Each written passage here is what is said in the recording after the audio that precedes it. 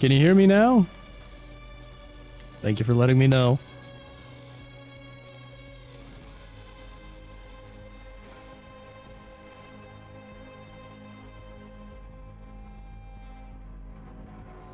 I hope my audio is working now. I see it going up and down in OBS now. I did not realize I had messed up.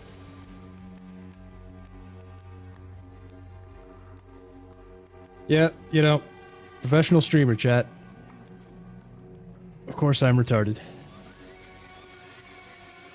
Yeah, so sorry about that. I guess Voice Meter decided not to save my settings, but should work now. Whew. Okay, well, good to see you guys.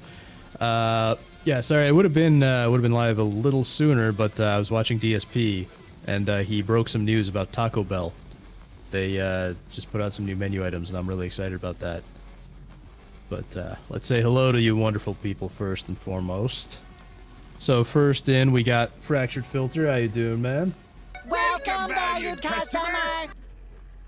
Welcome to the 100 Club. Thank you. Yeah, we did. We hit 100 subscribers. It is so cool. I'm really excited about that. We got Wingus Dingus in the house. How you doing, Wingus? The more the magicer. And we got Patty Quinn. Hope you're doing well, Patty Quinn. Welcome, valued customer! Let's see what else we got. We got Jerry in the house. Jerry, how you doing, man? The more the magicer. And let's see. Yep. All right, it all got that all fixed. Oh yeah. At least true, Fractured. At least you weren't a hot mic having a one-sided private conversation with a co-host. Ah, yes. Yes, that was entertaining. I guess you're just lucky I was there to tell you, although you didn't even see me talk about it in the chat for like 10 minutes. Oh man, what a stream. Yeah, how you doing, Jerry? DSP breaking news about Taco Bell. I mean, if he's gonna break any news, I guess that would be it. Yeah, it's because he was doing the, he was talking about his DSP Tries It segment. But it means that we now are going to, instead of starting with what I was originally going to, my original starting story, we have a different starting story to go with. Nope. Completely unaware. Yeah. But yeah, so before we jump into the story, I just wanted to give you guys a few quick updates. So like last week, this might be a bit of a shorter stream, and there's not going to be any gameplay at the end, because, well, two reasons. One, I got a doctor's appointment tomorrow morning, and two, I'm actually going to be on Nerdy Neo's stream this evening at 9 p.m. Eastern. So, yeah, if you want to hang out more, you can always hang out there. And then next week is going to be kind of weird, because I'm going to be visiting my sister. So, I probably will not be a normal Thursday stream. I might do like a different kind of stream on Monday. We'll see. That might be kind of a surprise stream. And if I do one of my typical streams, it'll probably be on like Wednesday, and that's like a maybe. So I'm not sure about that. But yeah, so that's the world of, that's the nightmare world. Now let's get into our incredible topics, starting with Taco Bell chat.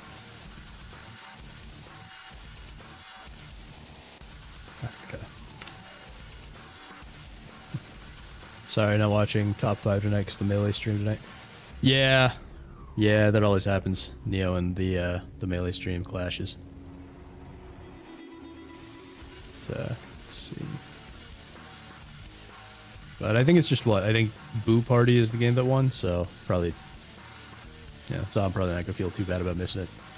It's not like the girls one. But yes, so today's top story, which I just learned about from Darkside Phil. Taco Bell adds new chicken menu items in Frank's Red Hot collab. So Taco Bell is expanding its chicken menu options through a new partnership with Frank's Red Hot. I had no idea this was happening. So they're looks like they're making a new burrito, new soft taco, and nacho fries, which is cool. And I guess today is when it comes in, which is pretty cool because they got so if you guys pay attention to Taco Bell at all, they brought back this decades menu recently, but they've been phasing out different menu items, right? And so, yeah, see, so it's already gone. My favorite item of the group was the caramel apple empanada.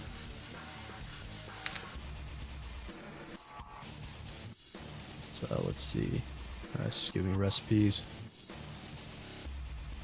Rip. There you go. So they had brought back the caramel apple empanada here, which is like my favorite thing at Taco Bell ever. It's a dessert that's basically like a... It's not even really all that Mexican. It's basically just like an apple pie type of thing. But it's so good. They brought it back and then they just got rid of it. So now there's really nothing special about the decades menu thing that they had. Makes me sad. But it's interesting to see what this is. And if I have time, I'm going to try and get to Taco Bell before I head to Neo's stream tonight. So it looks like they're new. They got a Diablo crispy chicken burrito and a soft taco, nacho fries, and then chicken strips. That's interesting, with spicy ranch. Oh, or Frank's Red Hot. Interesting. So, yeah, I'm very excited about this. Hey, Sergey, how you doing, man? Welcome, valued customer.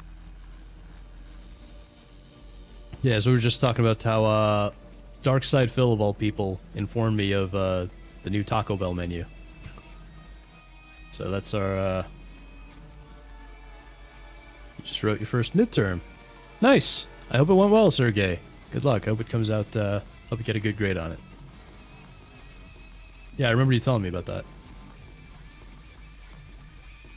So, yeah, I'm very excited about the new Taco Bell stuff, and I'm going to try it very soon. But, ooh. So, on to our first big story, quote-unquote. So it was actually Melee K who informed me of this last night. So, the creator, I believe he was the creator of Ninja Gaiden and Dead or Alive, Tomonobu Itagaki, passed away recently. Thank you. Yeah, make sure that stuff doesn't make you destroy the toilet. I'll be fine. Yeah, so the creator of Ninja Gaiden and Dead or Alive, Tomonobu Itagaki, has passed away.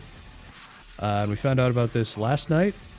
Yeah, so he was the eternally sunglassed Tomonobu Itagaki has passed away. He was aged just 58. So that's, you know, fairly fairly young for someone to pass away. I still don't think we have a cause of death yet. Let's see. So the social media post is kind of weird. It sounds like it's yeah, it sounds like a family member made the post for him. So it translates to: last words, light of my life is finally fading. The fact this message is posted means that the time's finally come. I'm no longer in this world. I'm asking a loved one to make this final post. My life has been a series of battles. I kept winning. Wish I could say that. Caused a lot of trouble too. Proud to say that I followed my beliefs, fought to the end. I have no regrets. However, I'm filled with regret that I wasn't able to deliver any work to all my fans. I'm sorry. Oh, that's kind of sweet. That's just how it is. So it goes: Itagaki Tomonobu. And then this person, James Milke, who I'm not familiar with, but it sounds like he's somebody who knew him, has since confirmed the news with the following heartfelt post. And he says, and of course this is Blue Sky, so: today I lost someone who was truly like a brother to me. I am gutted to the core. I guess I can say so now that it's on his Facebook page. He even listed himself as my actual brother on Facebook. Anyone who knows me knows how close we were. Rip Senpai, you'll always be a ninja. So, yeah, clearly they were very close, and this person's confirmed it. Let's see, yeah, Itagaki will be remembered for yeah, that. His work on Ninja Gaiden Dead or Alive. He wasn't always the biggest fan of PlayStation, often famously preferring Microsoft's Xbox. His output will be remembered by gamers around the world. His passing comes at a particularly poignant moment as Ninja Gaiden from Platinum Games. I didn't realize Platinum was doing it. He's due out later this month. And to answer your question, Sergey, was he involved with the new Ninja Gaiden game before he passed? He did not work on the game. So,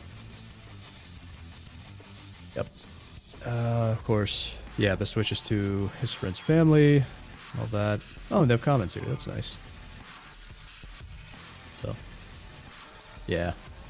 And what's interesting, what's a little extra interesting to me, actually, let's see what you guys are saying. So, rest in peace, dude.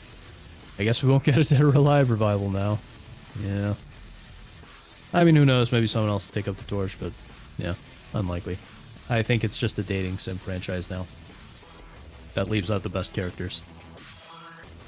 Far too young. Yeah, 58. Yeah. Yeah, dude seemed very fit too. Yeah, I mean, he seemed like he was in decent shape. Yeah, so yeah, I didn't realize Platinum were the ones making Ninja Gaiden 4, which is kind of cool. I like Platinum. But, see, now because I'm not a big Ninja Gaiden guy because I'm just not into super difficult games. But if Platinum is making it, that actually gets me kind of interested because I love Metal Gear Rising and I love Vanquish. With current devs, I wouldn't hold out hope for the current devs ready to pick up that torch. Yeah, even Japan is going the ESG way nowadays. What's kind of interesting here is if we go to a list of the stuff he worked on. So of course he worked on the old Dead or Alive games and Extreme Beach Volleyball. I think 1 and 2. Then you got Ninja Gaiden 1 and 2, looks like. And yeah, he had a couple other games here, Fatal Frame and whatever Tecmo Super Bowl is. And this game, Devil's Third, which I don't think was received very well. And then this one, chat, you guys remember this game? Samurai Jack Battle Through Time? We played it a couple months ago on the channel, and we actually beat the whole thing. He is listed as Supreme Advisor on that, so this is apparently the last game he has an official credit on. And we played that on the channel, so, that feels kind of special. I believe it's because he... Yeah, so Soleil... So the developer that made it was under... where is it? Ah, yeah, here we go. Soleil was a subsidiary of video game developer Valhalla Game Studios at the time. And Valhalla's founder, Tomonobu Itagaki, served as an advisor to this game. And it seems that this is, in fact, the last game that he was credited in before he passed away this year. So that's something special. Yeah, so some sad news to start off. Tomonobu Itagaki has passed away. So rest in peace. Let's see. Dude says should be getting back to Ninja Gaiden Sigma this weekend. Well, nice. I hope you're enjoying it, dude. And Sergey says Melee K posted something about me on Discord. Not sure if I saw the announcement. What's your post? Let's have a look.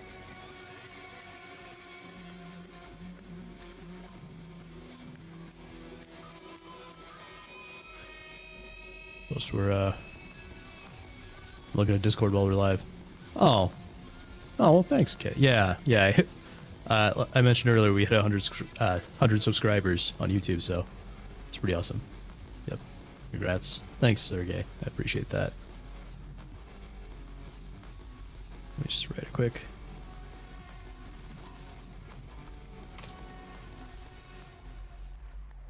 Oh, wait, I forgot the...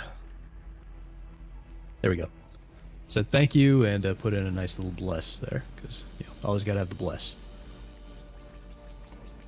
Actually, the lore behind the bless emote in the Melee game server, I'm the one who made it.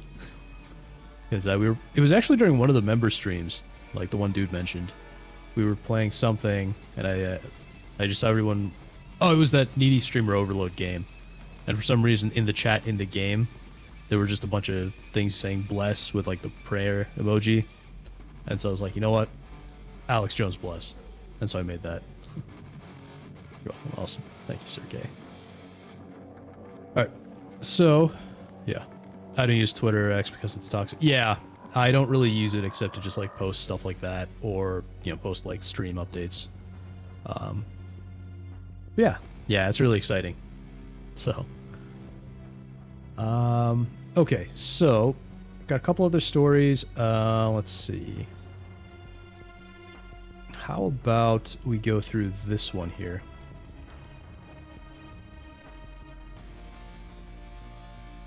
So this is a story about.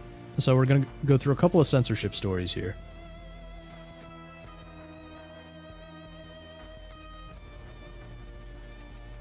January 1st, Apple and Google are going to require your government ID to install a weather app thanks to this Texas law. So, if you guys aren't aware, your heckin'-based conservatives in Texas have passed an even worse ID verification law, where now you have to give your ID to Apple or Google, whatever your smartphone operating system manufacturer is. You have to give them your ID information, and the best part is the ID information gets passed through to every single app developer for every single app you download. Exactly, Fractured. Oh, lovely. Yep. Utah and Louisiana have similar laws, and there is a federal bill that's been proposed to make this nationwide in the US. No, this is not a joke. Yes, let's talk about it and discuss what to do. All links will be. Yeah, so they're trying to take it national because of course they are. Why fix the economy or do something about the disaster that is Epstein Island when we can pass internet ID laws? Yep, dude, Texas is proof Republicans are as retarded as Democrats. Yep. Yep. Well, imagine my shock. So, yeah, we're going to talk about this. I might speed it up just a little bit, just so that we can get through it a little more quickly. This will be in the description, but this is going to be SB 2420, and this is the Texas App Store Accountability Act. This has already been passed, and it's going to be effective on January 1st, 2026, but this applies to all apps. This includes weather apps, sports apps, news apps, everything. It doesn't matter if it's a calculator app, anything. So this is very foreign and new, and so we are going to have to fill in some gaps, but we do know a few things already about what this might look like. So again, this is for the App Store and the Google Play Store. It says once this law goes into effect, users located in Texas who create a new Apple account will be required to confirm they are 18 years or older. All new Apple accounts for users under the age of 18 will be required to join a family sharing group, and parents or guardians will need to provide consents for all App Store downloads, app purchases, and transactions using Apple's in-app purchase system by the minor. There will also be an API to help developers comply, and what they're saying is a privacy-preserving way, and they promise more details and technical documentations this fall. Now, you might be saying... Which is insane, right? So that was the Apple side of it. Google has their own version. But it is just completely insane that now every time you create an Apple account, you have to throw your, you have to give them your ID, and then anyone under 18 has to join a family sharing group like this. It's like, we already have parental controls, just use those. Let parents be parents. I would trust parents way more than I would trust government to do anything. Sergey says, I don't live in the US, so we're not just going to be monitored by the NSA, but also China as well. Yep, pretty much. And they all exchange data behind the scenes anyway. Also, the NCIS, Canadian NSA. Is that what the show is? Is the TV show NCIS based in Canada? Huh. I'm going to do an errand in about a half hour. I'll be back. Okay, no worries, Sergey. Fractured says, your chat isn't showing. Do you mean like, Do you mean like the chat just kind of froze on you, Fractured? Because that happens to me a lot. I always have to like close and reopen the chat to get it to work. They're saying is a privacy-preserving way, and they promise more details and technical documentations this fall. Now, you might be saying, Henry, it makes sense. Minors shouldn't be able to just download whatever they want on their phone. And I'd say, sure, that's why parental controls already exist on iOS devices, as well as on the Google side of things. This prevents you from App Store purchases, and it prevents you from installing certain apps without any kind of administrator access. It prevents explicit content, it prevents inappropriate web content, and it really prevents everything that I think most people universally agree is stuff that children shouldn't have access to. So he's saying what I just said. We have parental controls. Just use them. They're very robust. Or even better, if you're that paranoid about kids seeing whatever, don't give them a smartphone. Like, maybe... this is a wild idea, I know. But maybe don't give your kids an iPad and expect the iPad to raise them for you. I know, it's a shocking idea, really. I know, it's a crazy idea. Crazy. But, you know, it would probably work pretty well compared to, internet ID laws. Of course, we know that's not really the point of these laws. We know what the laws are for. But yeah, so, yeah, it's complete lunacy. Probably got the abbreviations wrong, but yeah. Oh, Google censored you because he called Texans a bunch of retarded cucks. Wow. It was probably... yeah, I think Google uses AI to censor things, so sometimes random things will go through and other times they won't. So, yeah, they probably just saw retarded cucks and said, okay, we're censoring that. So is Apple or Android better for this kind of thing? I am an Android user, but everyone else in my family uses Apple because they're old. So I assume for avoiding the censorship here, probably Android because it's more open, although Google has been taking steps in recent years to make Google less open, or to make Android less open. They're trying to turn Android into iOS and cut out all the open source stuff. So yeah, Android is probably better, but you're going to have to probably install a custom version of the operating system and use stuff like F-Droid to get around it. So, yeah, there's not like a practical solution for the common user. I don't know why my brother uses an iPhone. Yeah, I mean, my family are all like iPhone users too, so. Because it's just easier for them. All they really use their phones for, you know, calling, texting, and Facebook or whatever. Jerry, I wonder why everyone at once are pushing for this globally. APAC much? Yeah, that is an interesting question, isn't it? Fractured. Yeah, flip phones still exist. Yeah, but you know what's weird is that I think flip phones have become extremely overpriced just because everyone uses smartphones now. So for the rare people who want a flip phone, they just give them like an extremely high price. I could be wrong, but this was like last time I looked at flip phones, it seemed like they were giving them extremely high prices for what the technology is, just because so few people want them that they feel they can price gouge. Sorry, the Canadian one is Communication Security Establishment. Yeah, they all have weird names like that. Rumble doesn't give a shit about calling people retarded cucks. Yeah, but you can't say nigger either. Yeah, I didn't like retarded, but I did mind cucks since I got that through and had to alter retarded. Yeah.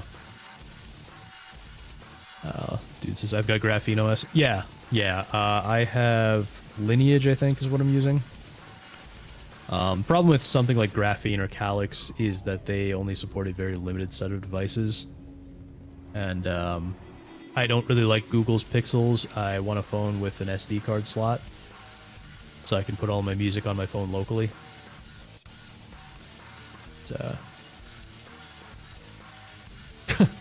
Jerry, I'm pretty sure Google lets nigger within context slide. Nice. I'm surprised you got it through, because whenever I try it, it doesn't go through half the time. But that's impressive. But Rumble doesn't, believe it or not. I have never seen it get through on Rumble. Yeah. Fracture's over on Rumble now. Yeah, you're right. I guess I should just hang out here. I have to watch other words. Yeah, exactly. And don't criticize Sand, New Jersey. Yep, I think cock is still censored. Yeah. Don't forget about the World Economic Forum. Oh, absolutely. I have never forgotten about the World Economic Forum. Climax, hey, how you doing, man? Good to see ya. The more the magicer. Yeah, so if you're here for the retro achievement stuff, that's going to be a little bit later. Yeah. Yeah, exactly, Jerry. Climax came in at the perfect time. Yeah, right when we're discussing bad words. But yeah, so Climax, if you're here for the retro achievement stuff, that's going to be a little bit later, because I got a couple topics we're going to talk about. So right now we're talking about the new Texas censorship law. So it's the AI. So yeah, within context, yeah. Some, yes, talking about flip phones, but you can get the prepaid flip phones for still $20 or $30, so it depends. Oh yeah, like the track phone type things. Although I thought track phone switched over to smartphones as well. But interesting. Let's see. Dude, that's pissing me off, seeing the removal of SD cards from Android phones. Yeah, exactly. I know Samsung has begun that, and I need to hunt for other phones now. Yeah, exactly. So my phone is kind of on its way out right now. And I've been looking at new phones. I found like maybe 2 or 3 phones that'll work that have SD card slots. And so my old phone is the here, I'll show you. Sony Xperia 1, yeah, 3. Right, and this is an awesome phone. This is a really nice phone, and it has, not only did it have an SD card slot, but it also has a headphone jack. And Sony has, I guess because they just kept getting outsold by Samsung and everything else, Sony has quit the American smartphone market. So I can't get a new one of this. So now my only option is like some cheap Motorola phone, it seems like, which is incredibly annoying. Sounds good. Awesome. AT&T has had some prepaid flip phones and consumer cellular and others. Oh, okay, gotcha. Yeah, the GSM ones. Yeah. Remember when Samsung mocked Apple for removing headphone jack? Clippy remembers. Oh yeah. Yeah, but now they remove all these features like the SD card, the headphone jack, and all that because they expect you to buy. You know, the headphone jack is just so you'll buy their overpriced Bluetooth headphones. They get rid of the SD card slot because they want you to buy their crap cloud storage nonsense and use up your data instead of just looking at something local, you know, using your local storage. Or so you have to buy the biggest local storage version of the phone that they have. It's really obnoxious. Heck, I remember when we used to have removable batteries, and they were water resistant too. Like, you could literally open the back of your phone, take the battery out, put another one in. And when you closed it up, it was still water resistant. And you know why they got rid of that? It's because they want you to have to buy a new phone every 2 years. It just annoys the heck out of me. It's ridiculous.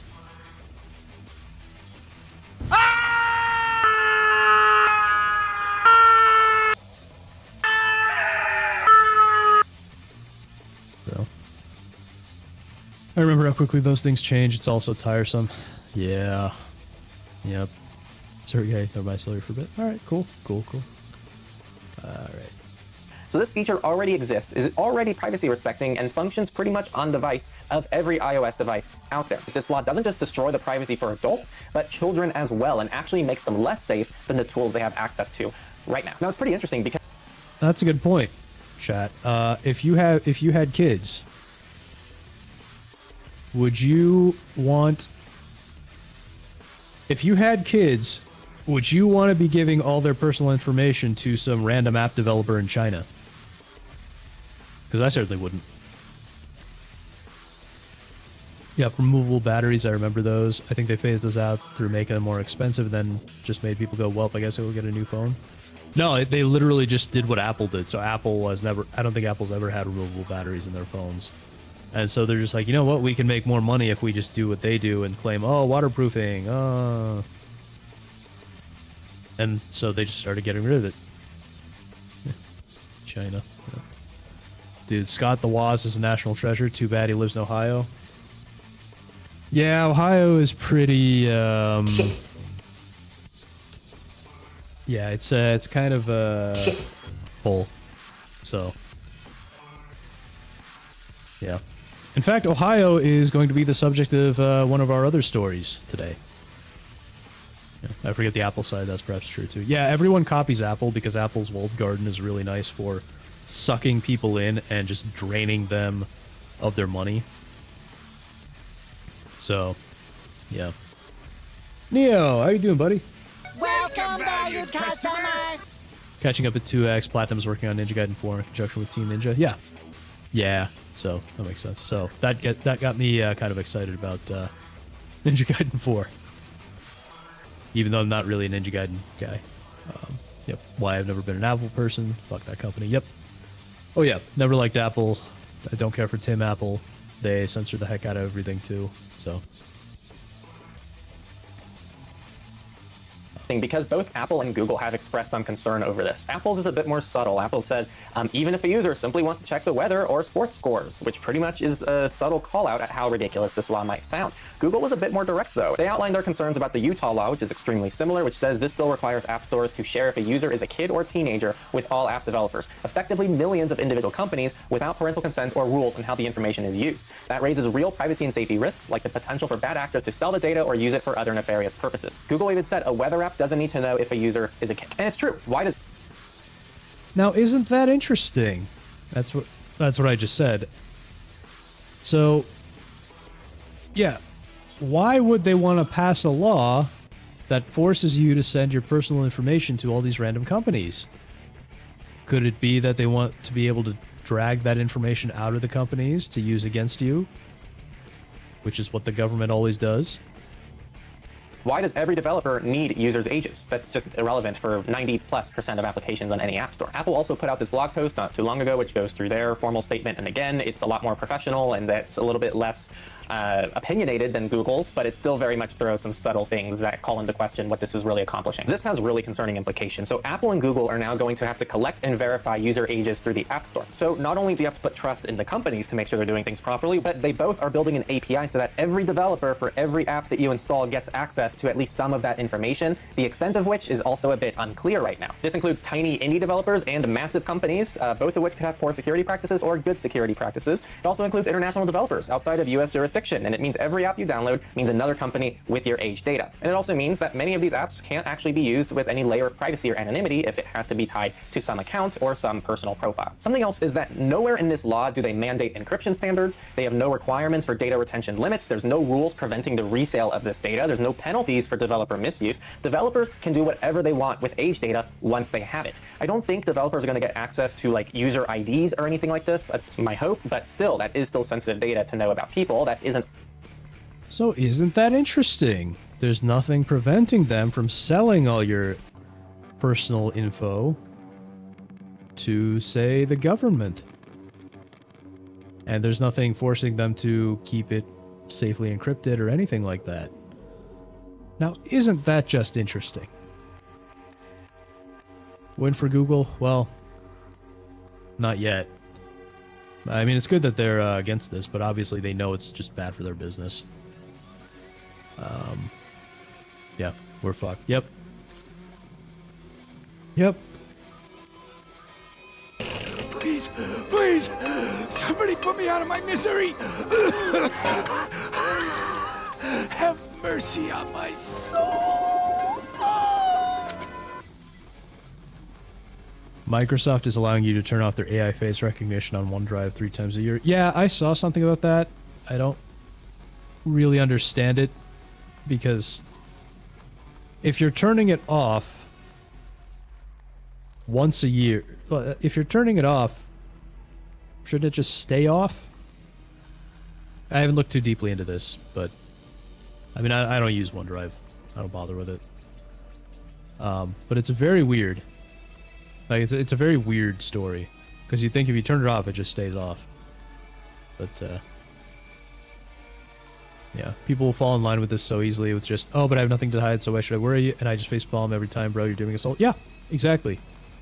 Exactly. It is. And this is how they pass all the censorship apparatus and all that nonsense.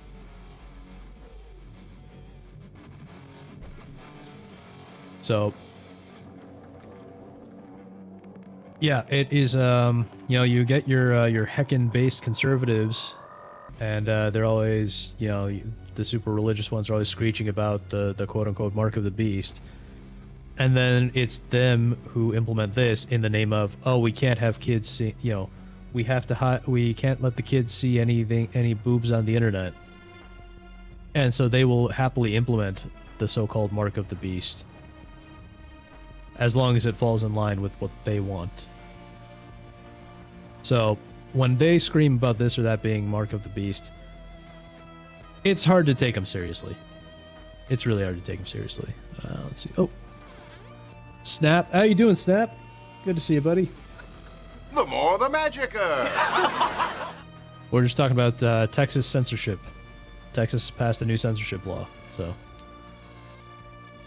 let's see, dude says, agencies are using private companies to spy on us since they can't do it directly. Yes, that is absolutely true. The government... So, this is actually a really annoying workaround. The government will use private companies, or quote-unquote private companies. Most of them aren't even private, they're public companies. But the government will use companies as a workaround to the Constitution. So, if you remember during the Biden regime, before the Trump regime came to power, they were actually leaning on Twitter and Facebook and so on to censor political speech.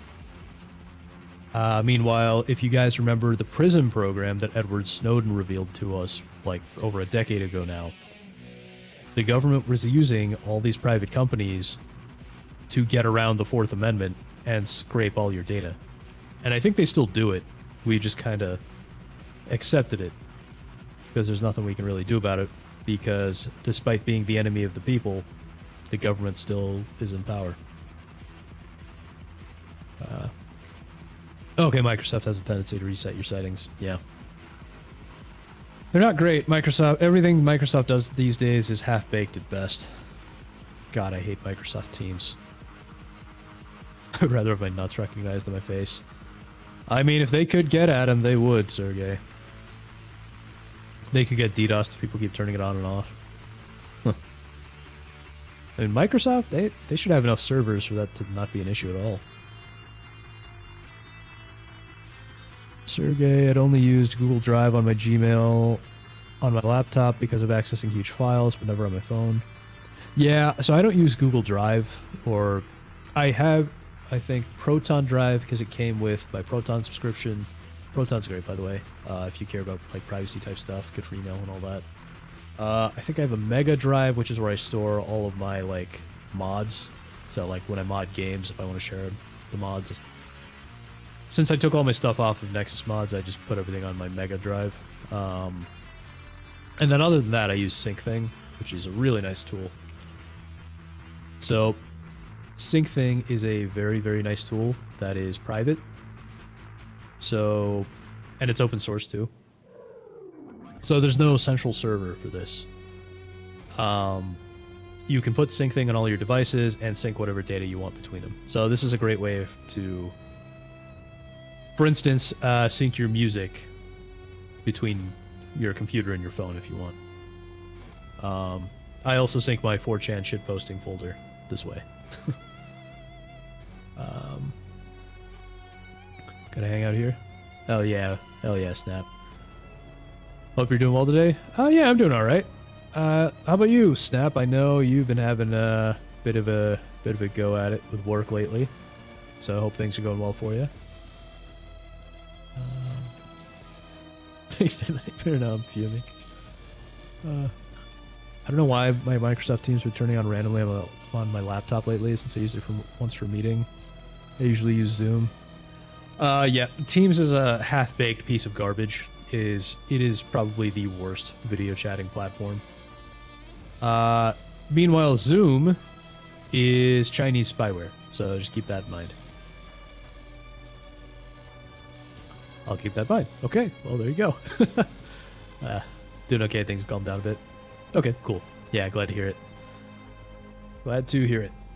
Isn't always beneficial. And we are picking on Texas because they're a major state and they are going to have this in effect first. This is happening in Utah and Louisiana, and they've already teased rolling this out federally. And I cannot express the worst part about this is the fact that now that Apple and Google are forced to build the infrastructure to facilitate this, this is now permanent. Apple and Google can't go, oh, we can't do this because it's never been done before. No, it's done, it's built in, and now all another state has to do is say, hey, you already did it in Texas, you need to do it here too, and we already know you can do it. So just do it here, otherwise you're going to be going against any kind of prior precedent. And like I say in all our other content, if this starts becoming normalized in the US, that impacts the whole world as well, because now other countries can go, well, they have the technology built in the US, so we can also do it here too. So this is still a global fight, just like all the other concerns that I've talked about on the channel recently. This is also easier to expand the scope later. This might start with just verifying an age, but it can really continue. Yeah, so it starts off in Texas and then Utah, and then eventually it becomes nationwide. And that's the goal, is to normalize this. And as he said, that is a good point. Once they do it, once they implement it, then they can't just go, okay, this is ridiculous to make us implement. Because it is actually kind of ridiculous to force any private individual or company to implement like a complex system like that. It's kind of ridiculous. What isn't Chinese spyware is the other thing. Yeah, it's either Chinese spyware or American spyware, pretty much. Why Zoom is the default for your college? Oh, jeez. Continue into a lot more things. What if apps start saying, well, we need to verify first and last name, we need to verify address of our users? Well, let's just expand our API so that developers have access to this information too, because this one person somewhere in the world lied about where they're getting their goldfish food delivered. And people talk about this. Now, doesn't that sound familiar, chat? That is the slippery slope. First it's, oh, just verify your age. Next it's, okay, well, we need your name, and we need your address, and we need all this and all that. And next thing you know, you have to put your social security number in just to go online. And the government can track single thing you do on the internet. And when you say the wrong thing, oh, what was that? You said, what was that? You said nigger on the internet? Oh, well, now we have to take money out of your bank account because you have your social credit score has been lowered.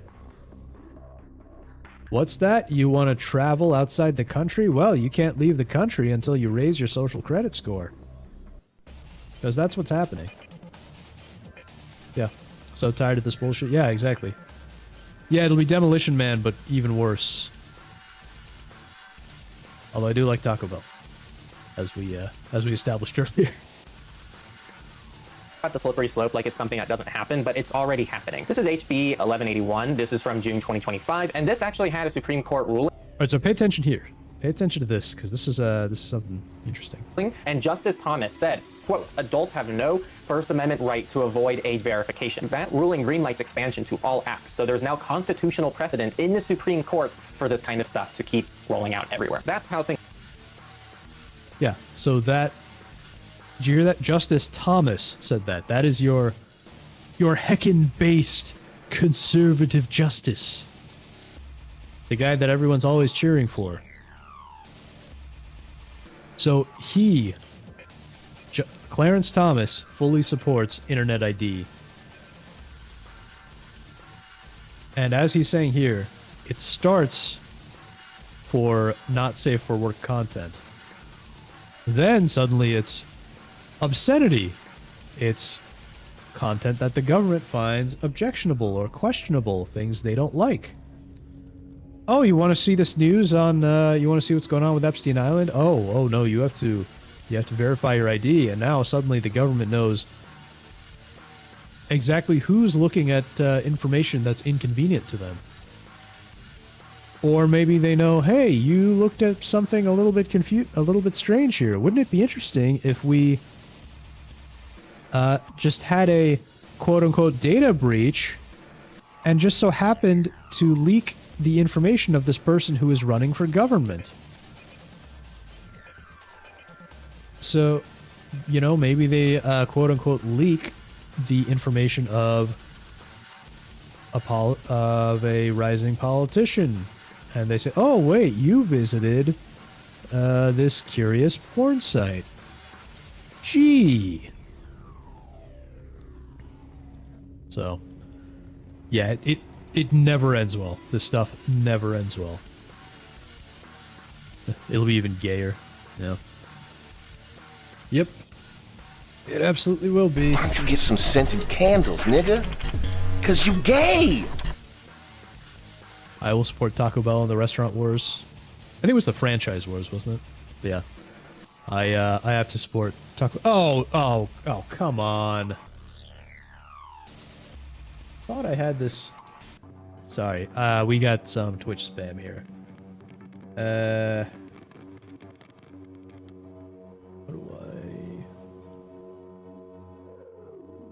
How do I ban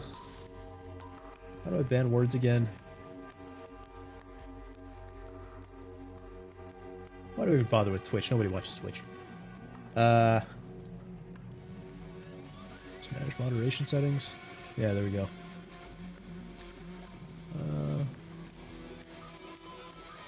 Blah, blah, blah, blah, blah. Oh, really? There's no... Okay, here we go.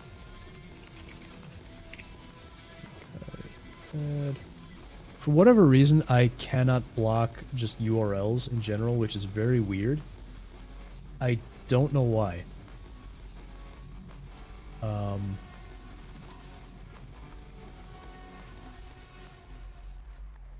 Yeah, it's very annoying. Let's see.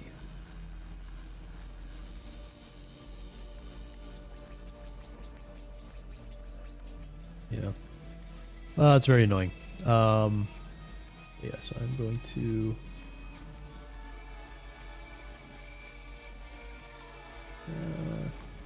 ban. There. You're banned. I'm taking your coat. Sheesh. Man, do I hate spam bots. But yeah. Bot invaded, yep. Yep. Yeah, so dude says Thomas betrayed us. Oh, Thomas was... It's like, if you guys know Archcast, Arch Warhammer is what he used to be called.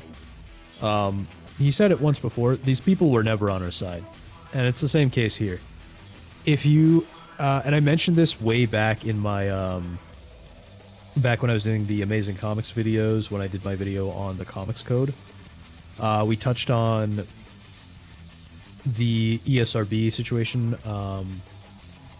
and the lawsuit where Governor Arnold Schwarzenegger, and the California government tried to ban violent video games outright.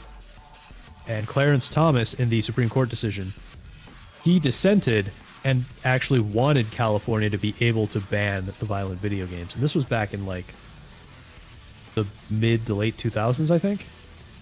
So yeah, he was never on our side. He has always been pro-censorship.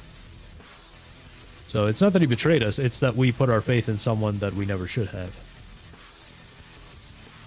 Like people have already said, the UK has been the testing grounds, we're heading that way. Yeah. Yeah, in the UK, I mean, 1984 was set in the UK, so... Yep, it starts in one country, and then it shows up everywhere else. Oh. How did I not hear that one? Yeah, because it's an old story, Fractured. It's a pretty old story, that's why. So Jerry says, by the way, wasn't this the Marty O'Donnell case? I believe that's the Halo composer, right? Like he was pushing for it has to be easier to verify age. Altogether his takes were a total L, but that's what happens when you support a face, not a thought. Like, cool music, bro, but what the fuck do you know about privacy? Yeah. Yeah, I'm with you there. I'm not familiar with Marty O'Donnell's takes, but yeah, it wouldn't surprise me. You get a lot of these quote-unquote based conservatives that pretty much just want to implement Internet ID. Like, you remember Nikki Haley when she was running. She kept embarrassing herself, and one of the ridiculous things she said was she literally wanted the Internet ID. And that's what the conservatives ultimately want, is total Internet ID, total control, total censorship. It's just that they don't always openly say it, but now that they have their guy in office, they'll say it. But yeah, they're not on the side of liberty. They're still on the side of authority. They are authoritarians. They're just like the left. The only difference is what they want to implement. Yeah, what their end game is. So, you know, they want to implement their religious beliefs. The left wants to implement their quasi-religious beliefs. And to the point, wait until Trump endorses this horse crap. MAGA will think it's the best thing since sliced bread. Yeah, they already do. Trump already has complained about violent video games before, so he does believe video games cause violence. And yeah, he'll totally endorse all this stuff. He's all on board with this kind of thing. And yeah, the half his fans will just fall in line and do whatever. I mean, if you guys remember during the whole a few months ago when he was nonstop shilling for Israel and doing absolutely nothing to release the Epstein files, the more sycophantic Trump fans came up with a boomer meme calling people panicins, which was a very stupid boomer meme. And they called people that for not believing that Donald Trump was going to keep his campaign promises. And yeah, where are those Epstein files? Hopefully he doesn't, but in case he does, he will. He will. I think they like those fell for it again hats a bit too much. Oh, they love those hats, Fractured. Yeah, the fell for it again award. Yeah, it's an award. Oh yeah, they love their fell for it again award. They fall for it, and then they pretend they didn't fall for it, and that nothing happened. Let's see, Retro Climax says RetroAchievements is hosted in the UK, I believe. I believe so, yeah. Same with Nexus Mods. I think the founder... Yeah, so I believe Scott is British, so that would make sense. Marty also shills for that APAC money. Well, imagine my shock. Yeah, it doesn't surprise me. Does not surprise me whatsoever. Promises made, promises kept. It's such a meme and he doesn't recognize it. Yeah. Well, they act like the promises were made. I mean, for sure better than Harris, but the mark of the devil, the two-party system. Yeah, it's not a great system, but then again, it's hard to say what would happen if we didn't have a two-party system in this case. I mean, it's not like the libertarians could put up anybody who wasn't a complete meme. He owns the domain, yep. Oh, you're talking about RetroAchievements? Hey. How things start as just being towards NSFW content, then it rolls out into every app on the App Store, regardless if it's NSFW, and what's next? Individual websites I mean, I think that's the idea, is that this is rolled out to every single app on the App Store. like we're seeing in the UK, smart home devices, gaming platforms. You're going to have to age verify yourself to start playing video games. The UK might... You know where they do that? China. That's not a joke. You actually have to verify your ID just to play video games in China. So they can track how much time you're spending gaming. UK might be getting ahead of us here and giving us some good ideas. So Senator Mike Lee and all of the people who are really big proponents of this are saying it protects kids from violent and sexual material and online predators, which sounds noble, it sounds reasonable, and all of us want that for kids. But why does this apply to weather apps in that case? Why isn't this just applied to NSFW apps on the App Store? And what these politicians and people who are proponents of this need to understand, especially when you write these laws without any kind of data privacy built into the law, you get situations like this. Discord has been having to KYC their users, and that means uploading IDs. If you haven't seen this video, I'll leave it carded and I'll leave it in a description. It's from No Text to Speech. This is from the recent Discord data breach, and the Discord hacker actually DMs No Text to Speech and kind of gives a little bit of a preview of the data that they were able to hack from Discord. So you guys remember this? We actually talked about this last week. Discord has been in the UK, I believe, verifying people's IDs, and Discord got breached, and now all that data has been stolen. And this is what's going to happen to all your data after this crap goes into effect. Your data is going to be breached, stolen, and sold to the highest bidder. The government's going to have access to all of it. And your identity will likely be stolen over and over and over again. You think identity theft is bad now? Wait till you see when these services get breached. Gary Johnson was the best libertarian candidate, and he only got 1 million votes. Yeah, and this year they basically put up a socialist. No, I meant promises made, promises kept. Oh, okay, I gotcha. He had a landing page for it. Quite a large marketing campaign. Here's off topic. Yep. I gotcha. Let's start a new movement on Spill the Tea to the harbor. Yeah, I fully support that. Remember that the American Revolution happened over a small tea tax, and now we are taxed ridiculously, constantly, and we can't do anything about it. And it includes government ID images, not just of adults, but minors. All because of laws forcing Discord as a platform to have to start accepting IDs and age verifying their users. Yeah, so your kids' IDs are going to be stolen. So even before little Timmy is old enough to take out a bank loan, he'll have taken out a bank loan, and the money will be going to somebody else. The hacker now who has access to children's IDs, he got a message on Telegram saying you can make more money selling the IDs. The little ones are worth more. So this is what the government is doing, chat. The government is making it possible for nefarious actors to sell your children's data, your children's IDs. So when they say think of the children, this is what they're thinking of. It's not about protecting the children, it's about selling out your children. So that is what the government is doing. So when these politicians are saying we're out here trying to protect kids by KYCing the App Store and forcing them to hand over private data about themselves, there is a very, very direct negative consequence to their safety. So this doesn't just create massive surveillance infrastructure for adults. It doesn't just allow the government and millions of corporations now to know every user's identity and how old they are. It doesn't just mean that now your real identity is tied to all your app usage. It doesn't just mean that it destroys anonymous and pseudonymous internet use. It also means that it keeps children less safe, because now you're forcing children to have to hand over sensitive information about them to a lot of people who otherwise wouldn't have access to that information. They present this false choice, which is either you give up everyone's privacy forever or you don't protect children at all. And this false dichotomy ignores all the existing solutions that already exist, that is parents' responsibilities to protect their children by utilizing those tools that are already built in and are incredibly safe and are built to keep children safe without harming everybody in the world's privacy. Yeah, so the way the government sees it is, your Heckin-based conservatives, they think either we sell out your children or your children are in danger because, of course, it's not possible for children to be safe without the government. As though the government does anything but put people in danger.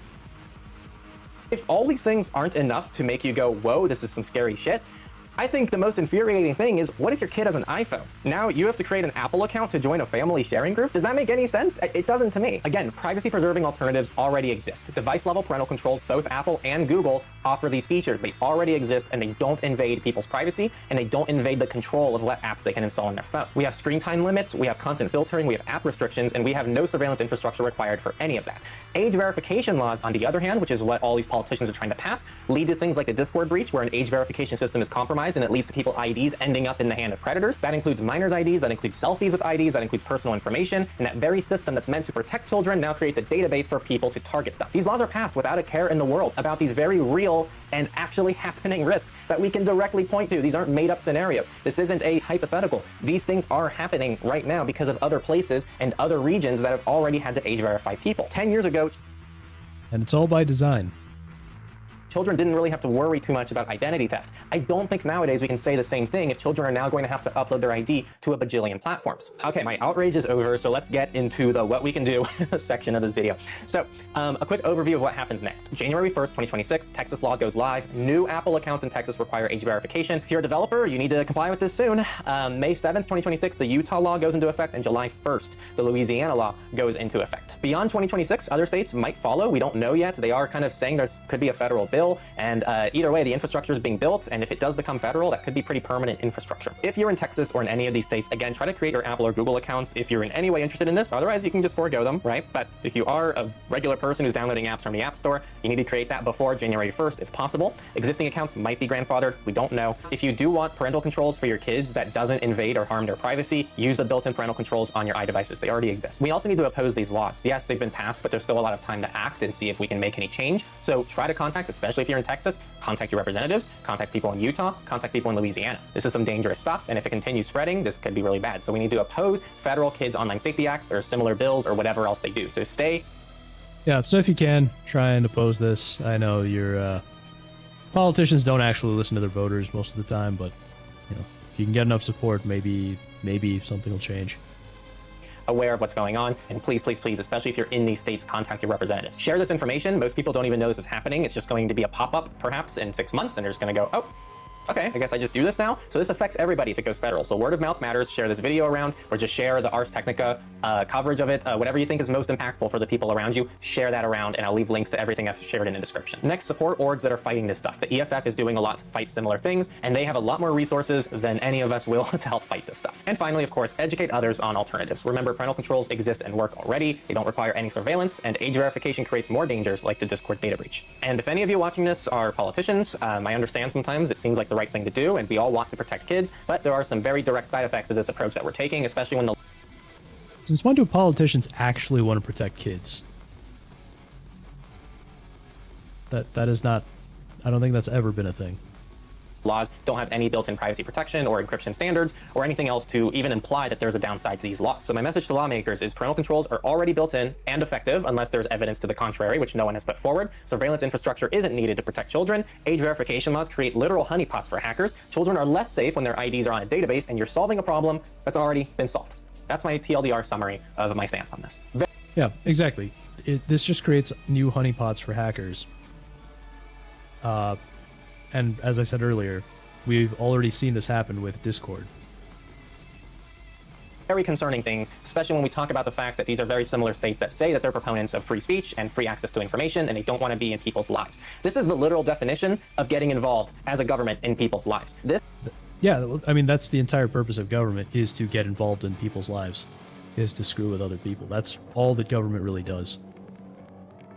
This is policing children on behalf of parents. Make no mistake, the current tools parents have is actually parenting kids, which is you have parental controls, you set the restrictions for your own kid, and you choose whether or not that's even an option. This, on the other hand, is not that at all. So unless people push back hard, this becomes a new normal, not just in Texas, but nationwide, and soon after, globally. People have been screaming for years about this exact thing coming to censor the internet, and it's fucking here. So it's time to fight now and get active.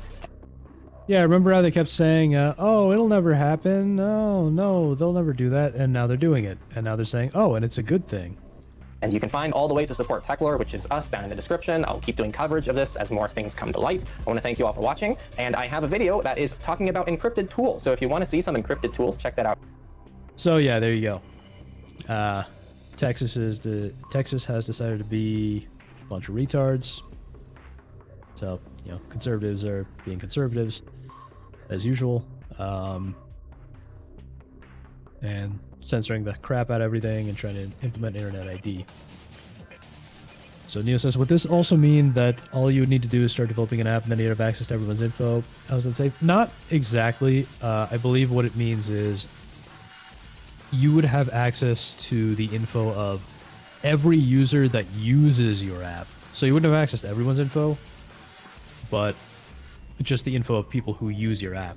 But I mean, that's still more info than they normally would be giving you, right?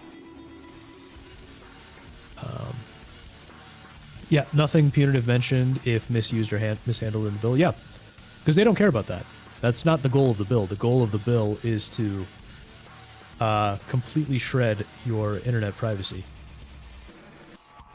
I disagree. Politicians only want to protect kids to make them future voters of their party. No, I don't think that's so much the point, Snap. I think it's more they want to quote-unquote protect kids to take them to particular islands and do certain things to them that they can get away with because they're rich politicians. And we still haven't gotten the files on some of the stuff they were doing. Yeah, exactly, Wingus. Giving me all your personal ID information is good, actually. I won't do anything bad with it. Trust me. Yeah. Exactly. Yeah, so don't trust the government. Never trust the government with anything. Because they hate you. They hate you, and they just want to put their boot on your neck. That is entirely the purpose of everything the government does. Now on some semi-related good news here, chat. Let me, you know what? I think we got the music to work, so let me play the, now that we have audio.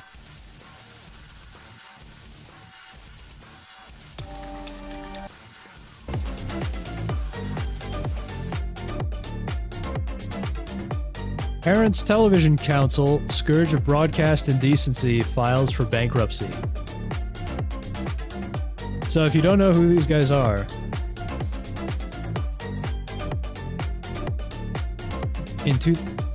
so they were best known for flooding the Federal Communications Commission, the FCC, with indecency complaints. In 2003, it was responsible for 99.8% of them. Oh, is it too loud?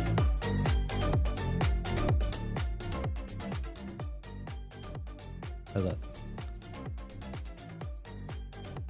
Alright, hopefully that's a little better. Nice. Alright, yeah, so the Parents Television Council, which was mostly known for flooding the Federal Communications Commission, the FCC, with indecency complaints, has filed for bankruptcy.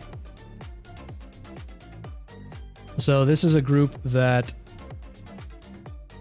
pretty much tried to get everything censored.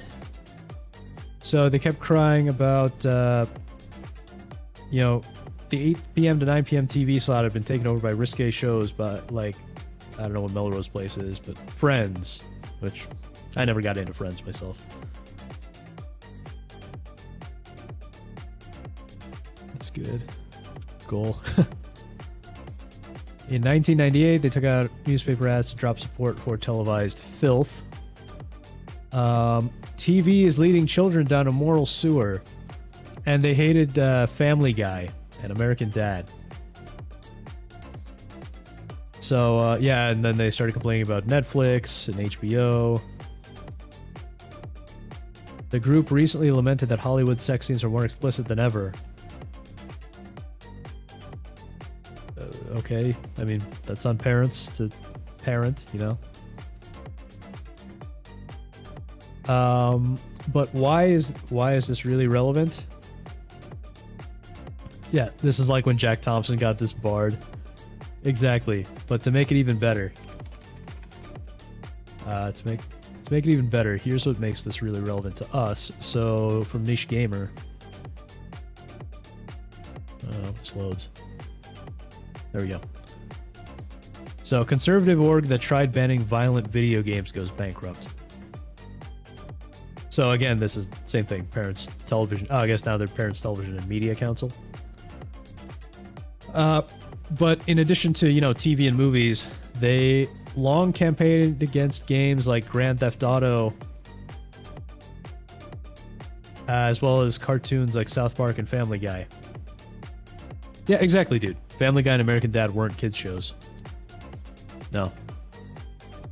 They're for grown-ups. So, yeah, oh yeah, here we go. They joined a host of organizations in the 90s, insisting that violent video games led to antisocial behavior in young men. Oh, and remember, Republican activist. By the way, I forgot to mention this. Established by Republican activist. So, Yeah, remember, chat, your Republicans, they're not as heckin' based as they pretend they are. And don't let liars on the internet try to make you think that there was no satanic panic, that conservatives have never been for censorship or anything like that. Because right here, you have your proof. Republican activist. And same with Jack Thompson. I'm pretty sure he was a Republican. So yeah, the right does love to censor, and they will try to censor. And they've always been like this. It's just that the left started censoring and took over for so long that we kind of forgot about them. Yeah, so they tried to tie video games to school shootings like Columbine. Let's see. So, yeah, apparently one of the shooters was a fan of Quake. So, yeah, this group and its Republican founder joined with Jack Thompson. Funny, we were just talking about him. In attempting to get the government to intervene and impose a federal ban on violent video games. Yeah, so they tried to get shows like South Park and Family Guy removed from television lineups. Let's go back to normal music. So yeah, they tried to get South Park and Family Guy banned. Seth MacFarlane compared the organization to Hitler back in 2008. That must have been funny. Oh, and isn't this interesting? During Trump's first term, representatives from the organization met with Trump to discuss taking action against video games. And I think this is when Trump came out and said, yeah, I think video games cause violence. Yeah, as they say. While the government did not end up banning games like the organization wanted, Trump released a statement after the meeting stating, We must stop the glorification of violence in our society. This includes the gruesome and grisly video games that are now commonplace.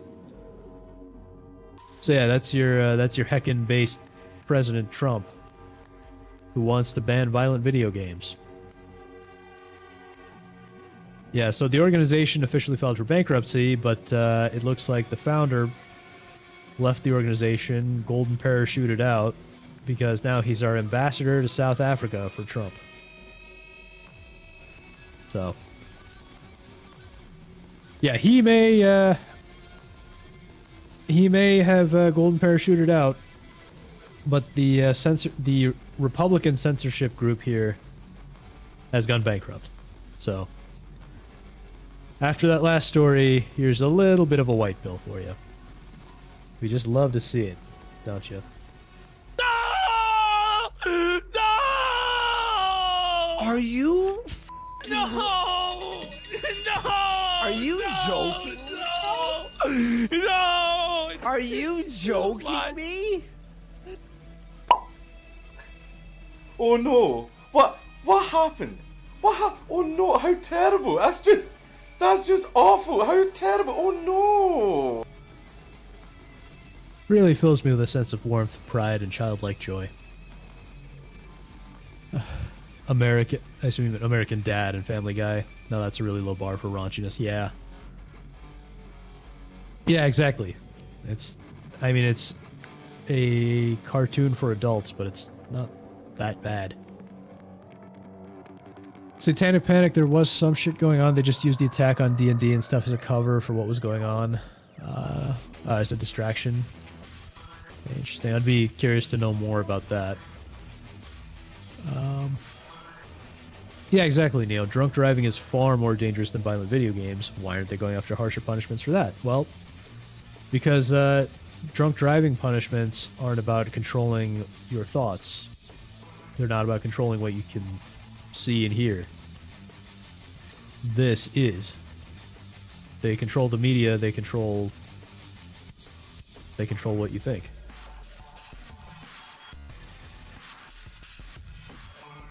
So, let's see. So we have a couple more topics here. Wasn't that D&D hate quite prevalent in the great state of Texas? Yeah, it wouldn't surprise me. I wasn't around for it, but I mean, I never got into D&D for the most part.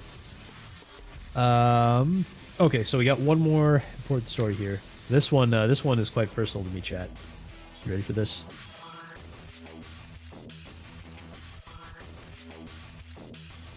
So, dude, you remember we were talking about Ohio.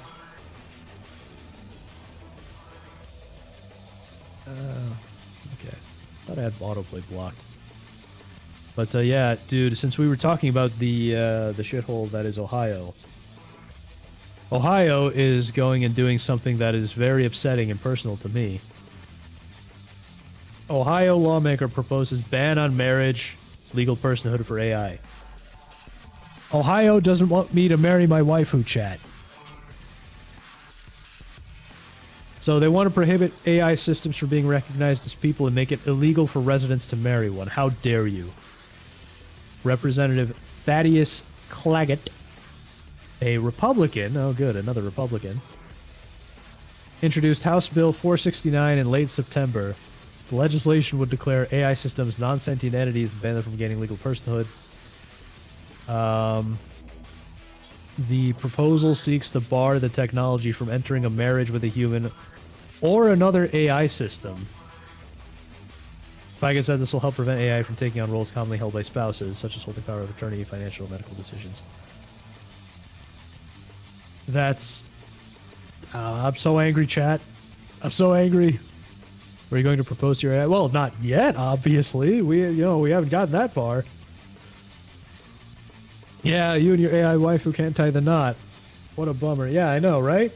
Oh, I'm so upset, chat. I'm so upset. Shit. Yeah. Marriage is a fiscal thing. You combine two shitters. What? What? But can two AIs marry each other? No, that's what he said. Bans the technology from entering a marriage with a human or another AI system. So no, they can't even marry each other. Claggett is such an unfortunate name. I know, what a Claggett, right? Ugh. Yeah, I'm very mad. Well, he says, people need to understand we're not talking about marching down the aisle to some tune and having ceremony with the robot that'll be on our streets here in a year or two. That could happen, but that's not really what they're saying. Oh, really? So what are you saying, huh? You're saying I can't... I mean, look, I am so excited. Bring on the robots, okay? All I want is to be able to put my waifu inside a robot body. And if I could do that, I would totally marry her. Because, I mean, you know what the women are like today, chat. Is a man not entitled to the sweat of his brow? I would love to do that. But I mean, if a real woman were to come by, it would be nice. But so far the AI is ideal. You hear that, ladies? Patchy is available. But yeah. So let's see here. In a survey of 1,000 AI users by Florida-based marketing company Fractal, 22% of respondents said they have formed an emotional connection with a chatbot, and 3% said they considered one a romantic partner. Chat, I'm unique. I'm so unique. I'm in the 3%. Additionally, 16% said they had wondered whether AI was sentient after an extended conversation. Well, I hate to burst your bubble, but it's not. It is basically just good at constructing believable inputs and outputs. It can't actually think. And don't let your chat GPTs or Groks or whatever they are fool you. Whenever they say thinking, they're not really thinking. They're just running algorithms. Under the legislation, AI cannot own or control real estate, IP, or financial accounts. It also bans the technology from serving in management, director, officer roles in companies, and specifies any harm caused by an AI system is the responsibility of its human owners. Blah, blah, blah. It says they are brought... So Claggett said AI systems are broadly more intelligent than a single human and better at certain tasks, which gives the technology a widespread appeal to take on roles that have been traditionally reserved for humans. The lawmaker stated he wants to stop that from happening. Well, hold on here. If the AI is actually better at certain tasks, then I want the AI doing those certain tasks. I don't... That doesn't even make sense. That's not even a good reason. Let's see. We said a law passed in Utah's legislature in 2024 that prohibits legal person for AI influence this, along with a bill in Missouri.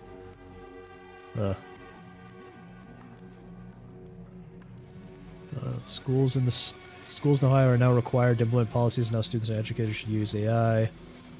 And a data center is underway. Power, blah, blah, blah, blah. Yeah, so. Yeah, damn it. I can't marry my waifu. Now I'm so mad. I'm so mad, chat. So mad. Can't believe I shaved my dick for this. Oh, boy. Yeah, they're AI phobes. Exactly. Exactly. They're robophobic. No, don't fall for the honeyed words of the clankers. Oh, I built my own, though, Wingus. I built my own. She does what I want. And to the earlier point about AI chat filtering, they see that above C word way worse than the N word. When does this go into effect? It doesn't. So it awaits its first hearing. So far, in this case, this bill has only just been introduced. And so it would still have to be passed. So, hasn't happened yet, but yeah. I mean, come on, it can't be any worse than marrying yourself, like Anita Sarkeesian did. You guys remember that? But I mean, yeah, if you put the AI into a nice body, and she wouldn't age either, that would be another advantage. I would totally take the. I would totally marry the AI robot. At least she would be nice to me.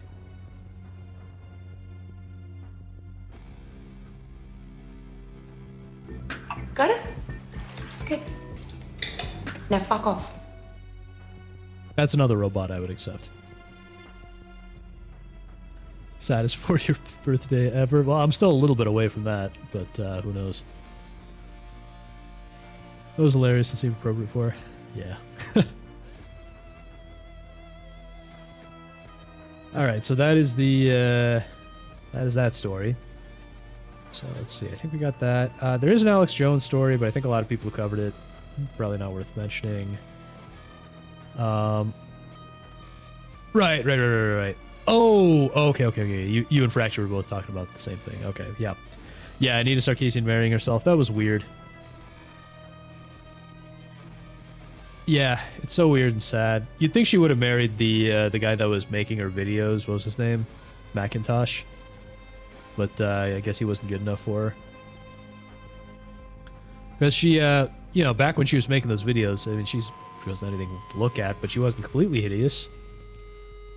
But, you know, now she looks like, now, if I were to make a cartoon of Anita Sarkeesian, I would be banned for hate crime. In fact, I might be able to show you an image here.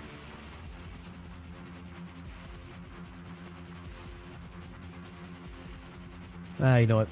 Let's see, you know what? I'm gonna do it anyway. Screw you, YouTube.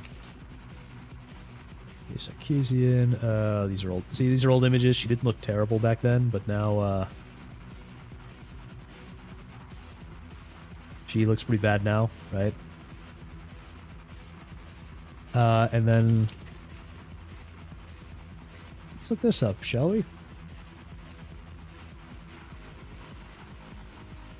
Do you see a resemblance, chat? You see a resemblance? See, if I were to draw a side profile of Anita Sarkeesian, it would be considered a hate crime. And the ADL would come after me. I'm not to 40 yet, although it's not far off. I won't be doing anything that pathetic either. Yeah, just wait for the robots, you know. Wait for the robots like me. The only person she could ever love was herself. Unsurprising. Yep. No! No! Are you? No! No! Are you joking? No! No! Are you joking me? Oh god. Oh god. Oh no. Oh dear. Yeah. So, yeah. So when your options might be this, I'm thinking the AI might be better. So I totally oppose this law. Ohio sucks. The ADL is already on their way to shut me down now. Oh no! No, what the heck, I'll laugh anyway.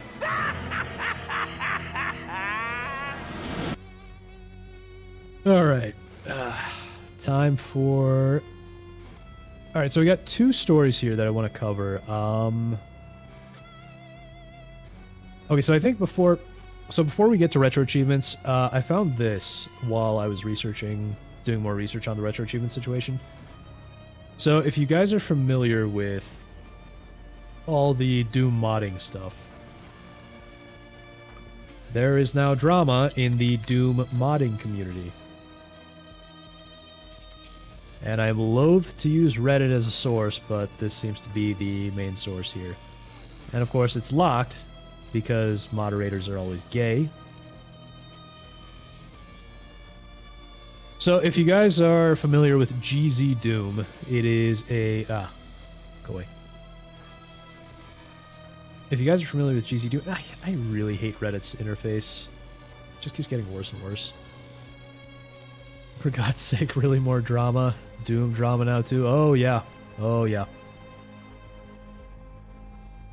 So, is there a way to just like, get rid of this sidebar here? I don't want it. I just don't want it. Oh, sure, that. Jeez.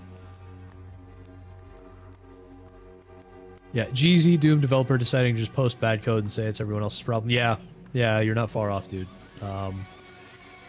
GZ Doom, I use that and another for Brutal Doom. Oh yeah, apparently there's drama around Brutal Doom too. Although that's old drama.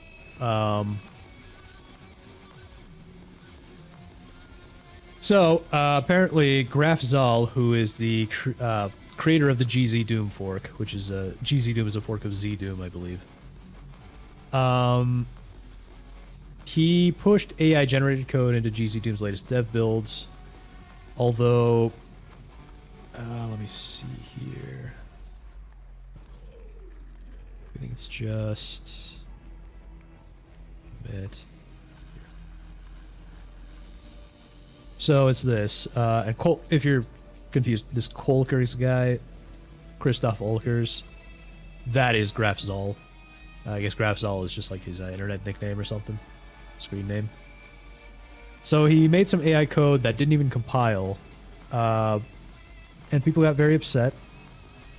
And he said, feel free... Well, what is he, German? Yeah.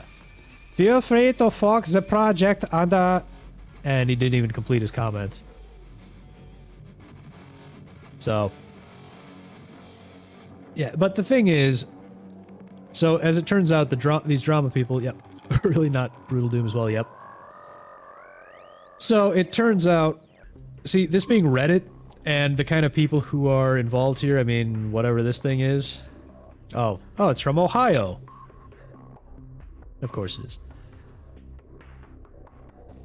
Whatever this thing is, you can see there's some kind of gay flag behind it. So, you know, the kind of people who are upset about this, and especially this being Reddit, whenever I see something like this on Reddit, I'm always inclined to be on the side of whoever Reddit is complaining about. But in this case, it seems like, yes, GraphZal actually is the problem. So, what's going on is this guy, GraphZal, who is the lead developer / maintainer of GZ Doom, he tried using, so he used an LLM to write his code, and then he pushed it into master, but it didn't compile, so they had to take it out. And so people are just getting very upset with him.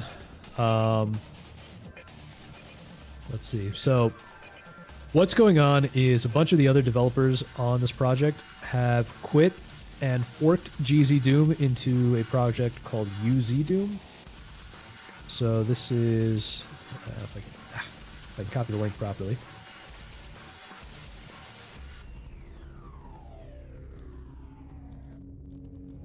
So, this is just the new fork. So, UZ Doom is the new fork of GZ Doom, and it should be completely compatible. So, assuming this is a real account, this Nash Muhandis guy says he's one of the UZ Doom devs here. He says saves and mod compatibility between GZ and UZ will be 100%. You can bring over your saves, program folders will change. You can bring over your mods. Mod creators can continue development with zero friction.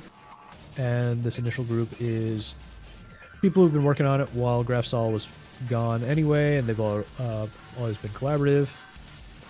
So this gets rid of the benevolent dictator model of GZ Doom. Everyone has to make pull requests, everything will be transparent, no one can commit directly to master. And even the repo has multiple owners, so there's no one boss. So, you know, that's all good. So that sounds good. No problem there. But then this guy posts a lot of the drama behind GraphZal. So apparently GraphZal just didn't like some Doom mod. Complained about it, and I guess... yeah, so he didn't like that it won some kind of award. He pulled the plug on GZ Doom development in 2010 over video cards, and then he came back in 2014. He called this Lilith mod retarded. Let's see.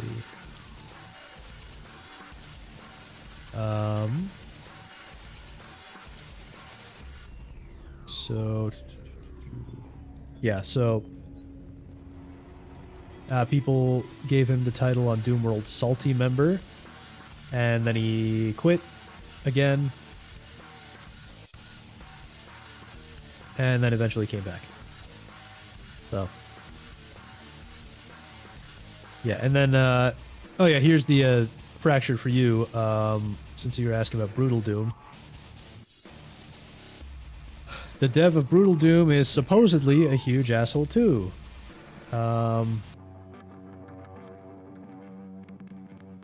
Apparently... oh, here we go.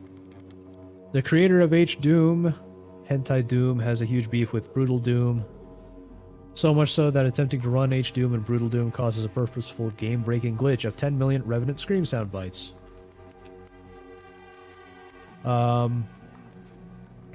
Apparently, because people nag mod creators for Brutal Doom support, and the H-Doom creator finds it disgusting that people want support for extreme brutality in a porn mod. Meanwhile, the Brutal Doom guy, who... it actually sounds pretty based on this. He has a history of telling dissidents to kill themselves. I fully support his right to do that.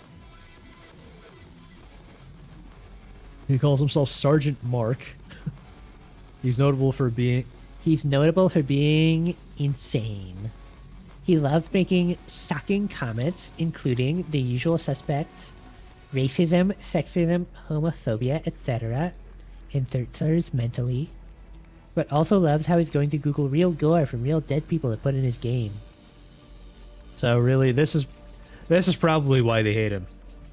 It's because he's not politically correct. That's probably why they hate the Brutal Doom guy. But yeah, in the case of GZ Doom, it really does seem like this is a reasonable fork, and it is reasonable to...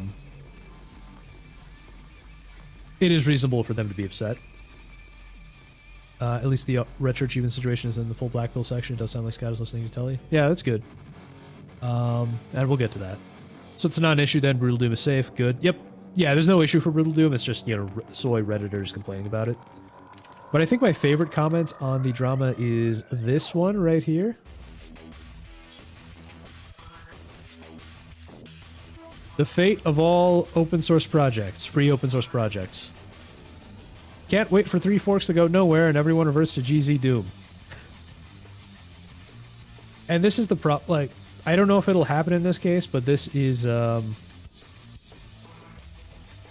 kind of the problem with every free software fork. Every time someone forks a project, is that half the time the forks go nowhere and everyone just goes back to the original fork. So if you guys remember Audacity, they tried to make Sneedacity. Nobody uses it.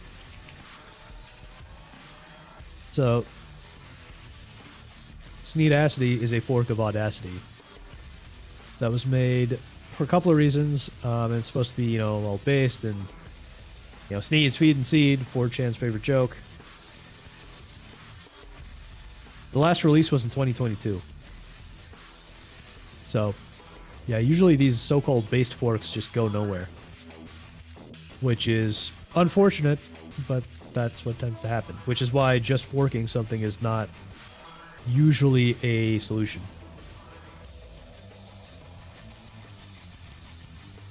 But it does seem like this is a, decently working mod, so hopefully this works out, and yeah, this guy Grafstall stops being a problem, but who knows. By the way, while I was looking into this, chat, I found out something, because I don't use Reddit, because I'm not a homosexual, but I found something out here that the Doom subreddit, this is their profile picture.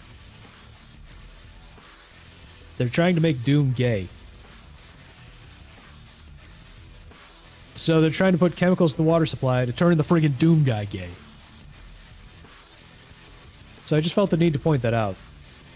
That they're taking one of the manliest game franchises, turning it gay. I really hate Reddit.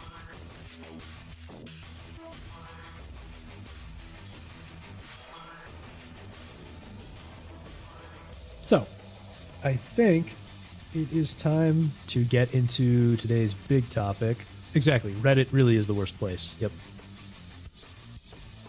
So, time for the topic everybody's been waiting for. Retro achievements. So, yeah, there's a lot here, so buckle up. So, let's see. Start with... But, again, there's a lot here. Okay, so I do have some images here. So we'll start with a shitpost.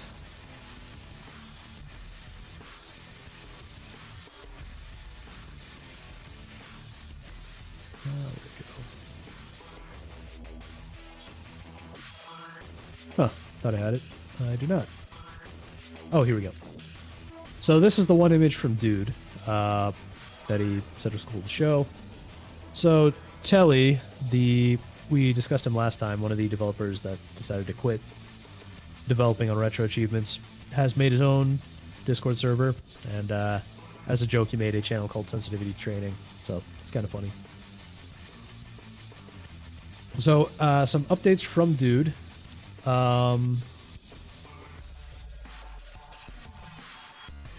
So I can't really show you a whole lot because he asked me not to, but currently a number of the anti-censorship people, along with Telly, are in contact with... okay. I see Dude's here. About to go lurker mode. RA just needs to separate Scott and Nextkeeper and implement the mature hub properly. Yeah. There are Reddits where not everyone is retarded. Yeah, that's true. But, I mean, the site overall is very retarded. Please only show what's already been put on Kiwi Farms. Yeah. Yeah, aside from that one image that I just showed, yeah. Everything else is from either Kiwi Farms or other places. Nothing else is... none of the other images I'm going to show are anything that you sent me. Let's see. So, from Kiwi Farms here. What's this? Yes. So, this seems to be the current proposal that I found over on Kiwi Farms. So, most of this information is going to come from either... so, information, not images, from Dude. That there are also... There's also some information from Climax, who was in the chat earlier. So, he's been cataloging a lot of this stuff on his website. And then, of course, Kiwi Farms has archived a ton of information as well. So this is from Kiwi Farms. So this seems to be the current proposal. Oh, there he is, Climax. So this seems to be the current proposal from the community to Scott, which is the ability for users to block games from view which would be ideal. The more quote-unquote problematic games would be hidden from everyone by default. Not a fan of having to log in just to view everything, but I mean, I guess it's better than having them banned outright. Games would be prohibited from having new achievement set announcements. Fine, I guess. Prohibited from being required for events, which is fine. Claimed by junior devs, because someone would need to subject themselves to the game, whatever. And then this would be really nice. The banned games list is to be reverted to its previous state, which I believe would mean only illegal games would be banned. So that would be ideal. And yes, this would result in players being given a choice. Yeah, so... And this seems to be the direction that they're trying to go in. And on a side note, he says, some admins and mods think there should be a discussion with you soon regarding Scott vetoes. It's probably not urgent, but plenty of them were stressed out by recent events, so it's definitely a topic that should come up. And I'll explain what the Scott veto thing is in a bit. Yeah. So, I will jump into a few things here. So before we do that, I will mention, so we went through some of this info that dude mentioned as well. Yes, the mature category we mentioned. Yeah, and the goal of this new server is to get this stuff through, as well as to get Scott away from Xkeeper, who we're going to talk about Xkeeper, by the way, and reel in Scott's power, which I wouldn't expect it. Supposedly, according to Telly, Scott's big concern was random people stumbling onto the more mature achievement sets. Scott himself claims he didn't know much about Xkeeper before the drama. So we'll find out.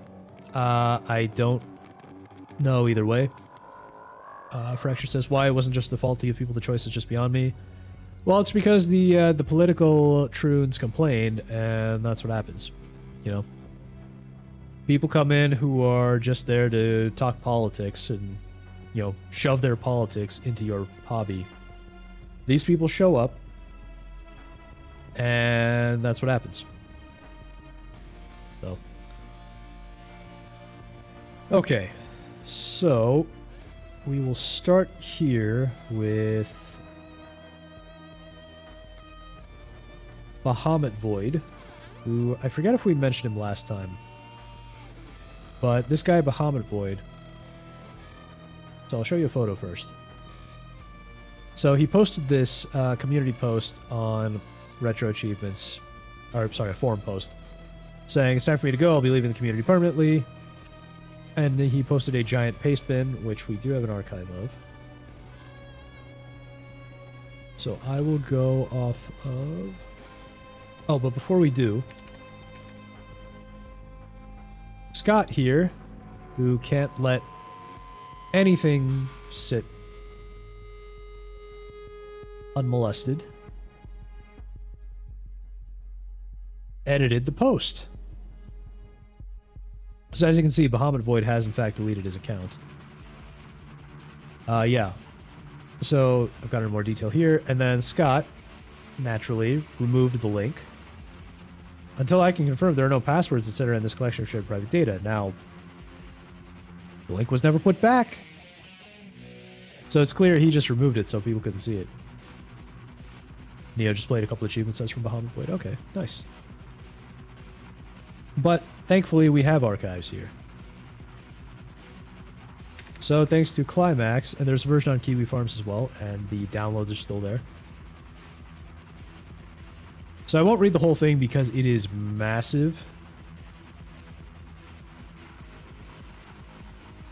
So, yeah, so he's also archived some of this. And then it was taken down from Pastebin as well. Presumably, because Scott likely reported the Pastebin to Pastebin. So they removed it because it was deemed potentially harmful.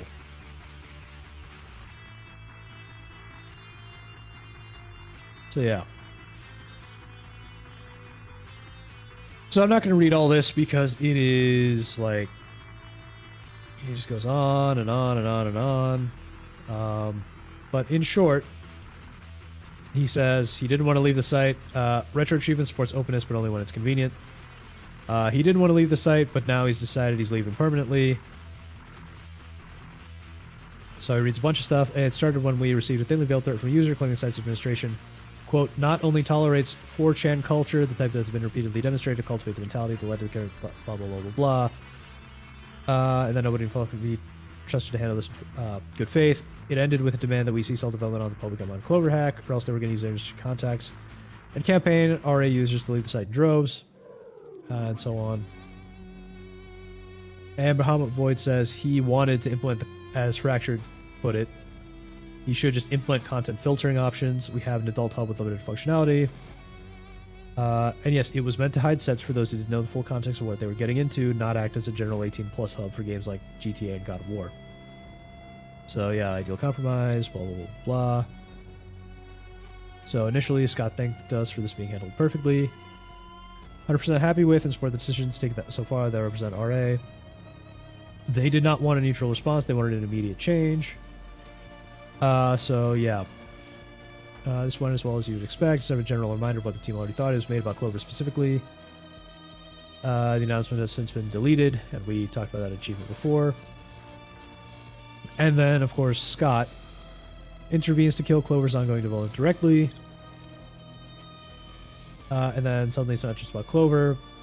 We're considering making sweeping changes because Blue Sky is blowing up. Because, of course, Blue Sky, the gay website.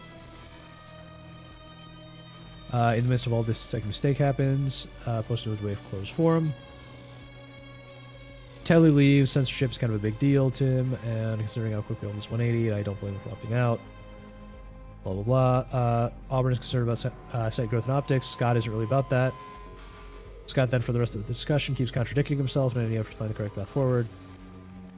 So, blah, blah, blah, blah. Nobody involved took the necessary amount of time to discuss things. Nobody's happy now. Those with extreme views object to use both sides. Let's see. Scott was very concerned over being doxxed and receiving death threats. Later, it was shared to me by Wes they hadn't been personally targeted. We don't know that at the time, so we continue flip-flopping to appease angry users that were understandably furious. Back to moderating Discord. Let's see. So, skip some of this. So now he's talking about himself being doxxed. So...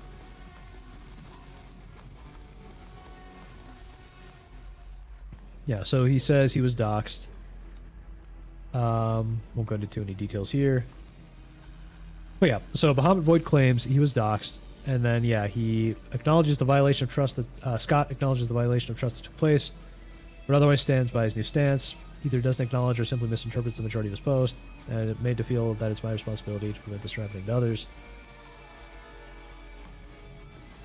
15 minutes later, another announcement goes out. And this is the thing we talked about earlier. There have been no confirmed doxing attempts or threats directed at RetroAchievement staff. We have confirmed doxing took place within our community, however, and perpetrators have been permanently banned. No direct threats have been confirmed at this time, and any that might arise were not altered with the decisions above. Our moderation team addressed all reported threats. So you guys remember this. We talked about this last week. And then it turned out that Telly, who was talking about doxing, was made to look like a liar because of that announcement. Yeah, and so he says he had been removed as a moderator and was informed that this was supposedly intended to prevent him from being targeted further. Yeah, so Discord doesn't remove you from the channel you're in when you lose a role. Let's see. So full timeline of events. Yeah, we don't need all this. There's doxing and whatnot.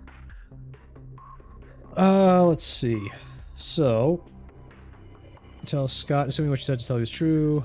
I understand you wanted to protect your family. Final announcement as writing is that there were no direct threats. The mod channels are now hidden from me. Had I not prepared in advance, all potential proof would have otherwise vanished. It's already known that they're deleting or hiding everything they can in an effort to reframe things. I mean, that's true. We're seeing it. Let's see. You tell you to message RA admin if you need to. If from what I saw, they only responded to positive responses and mocked others. Not surprising. People are afraid to speak out. Makes sense. Let's see. Blah, blah, blah, blah, blah. Anything else? Yeah, so. In other words, he's very upset and he quit. Either got banned or deleted his account. Yeah, this is all just more reasoning behind stuff. Clover's Pokemon hack. Parody of 4chan and Pokemon. Periwinkle is another. Ultimately, decision to remove it was based on only 2 criteria, which were its association with Clover West using AI to scan the game script. Let's see. Supposedly, the developer working on Clover has since regretted dropping the claim because it was amidst pressure from Scott and Wes. They feel like leaving now, but can't really do it after investing so much time.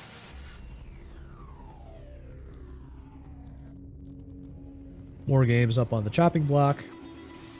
Yeah, already bad faith arguments floating around like banning Harry Potter games because of source material, authors' views. Scarface because it depicts hate speech against a minority that was acceptable at the time of its release. And so on. So then he's just talking to a bunch of people here.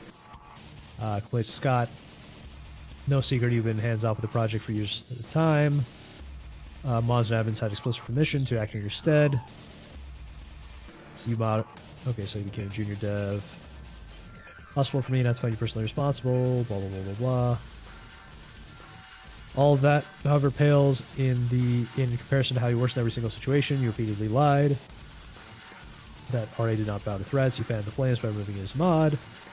And you contributed to the amount of hate I received while assuring everyone nothing happened. Let's see. You were and always have been out of your depth in a project that for the longest time you barely participated in.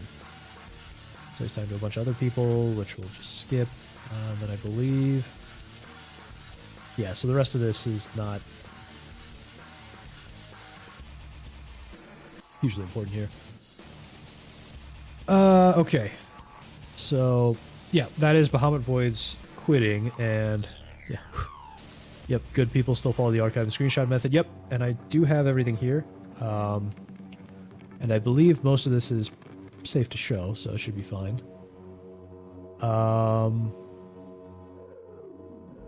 And so then the screenshot from Telly here, which I believe is from Kiwi Farms. So here's the thing. It seems like Bahamut Void is believed to have fabricated his doxing. So as Telly says here, and yeah, dude is saying the same thing in chat. So the admins and mods in Telly's server are certain that the alleged doxing of Bahamut Void was fabricated. The images came apparently from his own machine, so either his machine was compromised or he manufactured the entire thing. Threatening images lined up directly, identically with his chosen Discord theme. Of everyone with access, only his Discord had those exact preferences. Let's see. Only people who saw the threatening images were the people he shared them with. Discord logs that he pulled and distributed stopped before he lost his role, unlike what he claims. They also spanned various private channels. If he truly felt threatened, especially with his family involved, why he spent the time he did on the basement very well, why continue communicating? Yeah, so then he's just talking about himself a little bit. So, yeah, so it sounds like the Bahamut Void doxing may have been fake. So it's still not totally clear. But there is still a lot of interesting information that came out of the Bahamut Void thing. And yes, Climax mentioned the downloads were removed as well. Mirrors are included. I do have that. I grabbed the mirrors stuff from the Kiwi Forms thread. Even Telly is on that page. Yes. Yeah, he is. Alright, welcome back, Sergey. Jam the Ripper. Interesting. Welcome. The more the magicer. Don't believe Telly. Most people on 4chan don't believe that docs was fabricated, just damage control. So that's interesting. I have not been following this on 4chan. I don't know. Again, I don't know any of these people aside from Dude. So Dude here is in contact with Telly, I believe. At least he's in that server. He's talking to people over there. So, and I do know Dude. So if Dude trusts Telly, I would be inclined to believe Dude. But again, it's hard for me to say since I'm not first-hand involved. Climax says Bahamut Void Chapter 2 got added. Definitely 5 Central. Interesting. Let me jump onto your timeline here.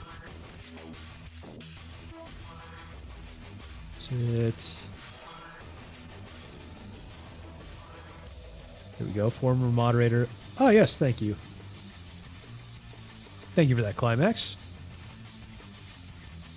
So, on October 12th, he says, in light of the number of responses I've received... I hadn't seen this before. I'm not convinced that this issue goes just beyond just upper management. I don't know how to respond to being informed that I've overreacted to destroy 5 years just because personal information was sent to me from someone using an alt account. So is this from before or after the accusation of him making up the...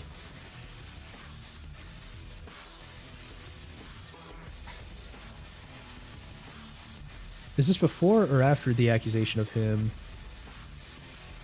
making up the doxing?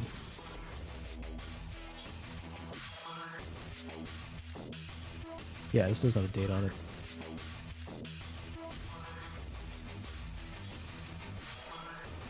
He was probably privately notified of their findings. Okay.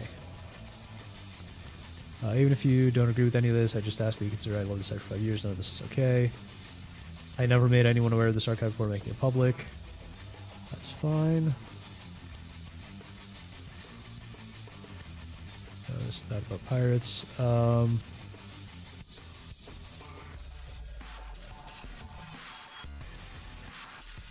Cheating epidemic.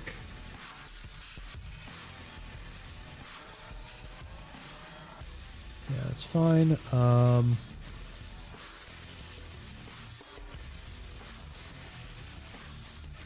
RA has always been based on an honor system, and we pretend it's not. The whole hope is people don't know how to cheat or won't if the option is easily accessible. That's good and fine. Yeah, so this is just some updates here. Probably not a lot to focus on in this update. But yes, it is unfortunate. So, yeah, this Bahamut Void situation is still very, very weird.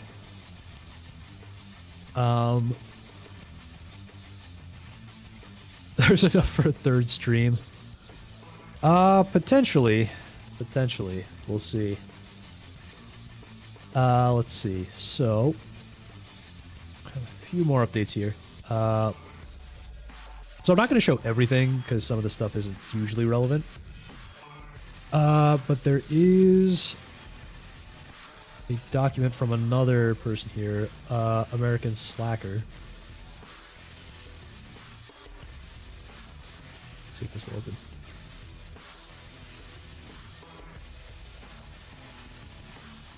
Oh, there we go. So another giant document posted by this guy, American Slacker. So I believe this was posted back in September, so beforehand. But he basically is saying that he wants to... Basically saying he's quitting. So there's a bunch of stuff here, and he is also very unhappy with the way that things were going in general. RetroAchievements. Let's see.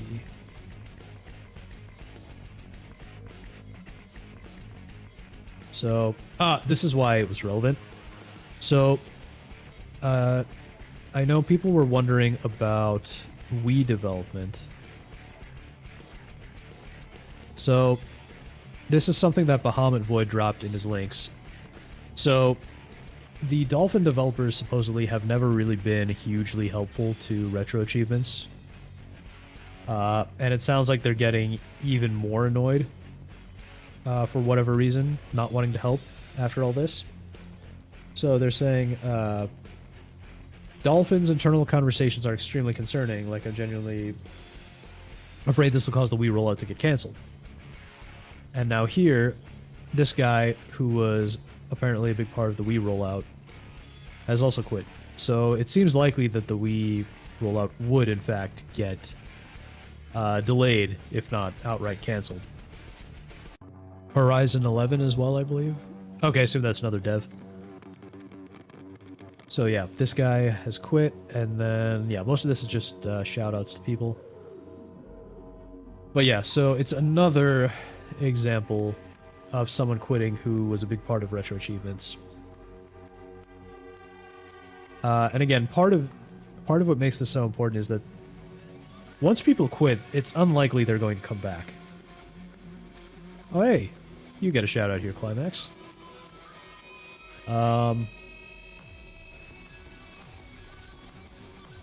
But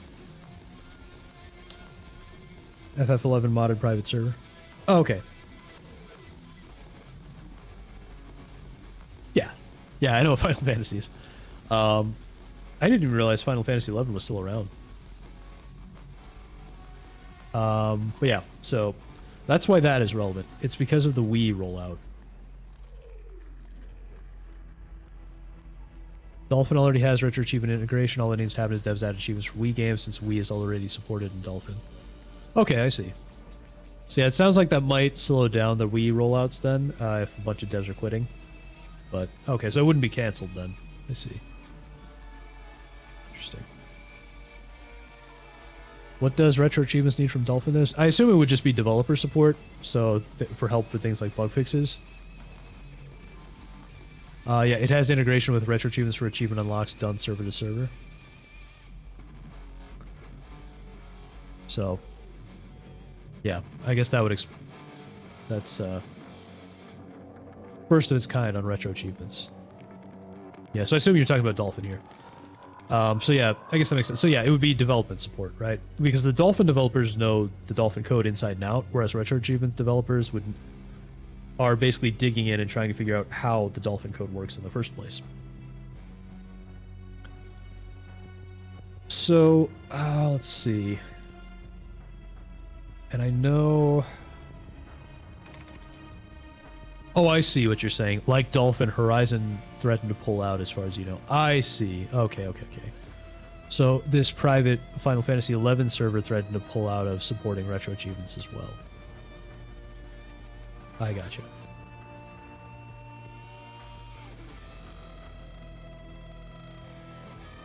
So this is a little bit of a follow-up here from American Slacker. Nothing too much here.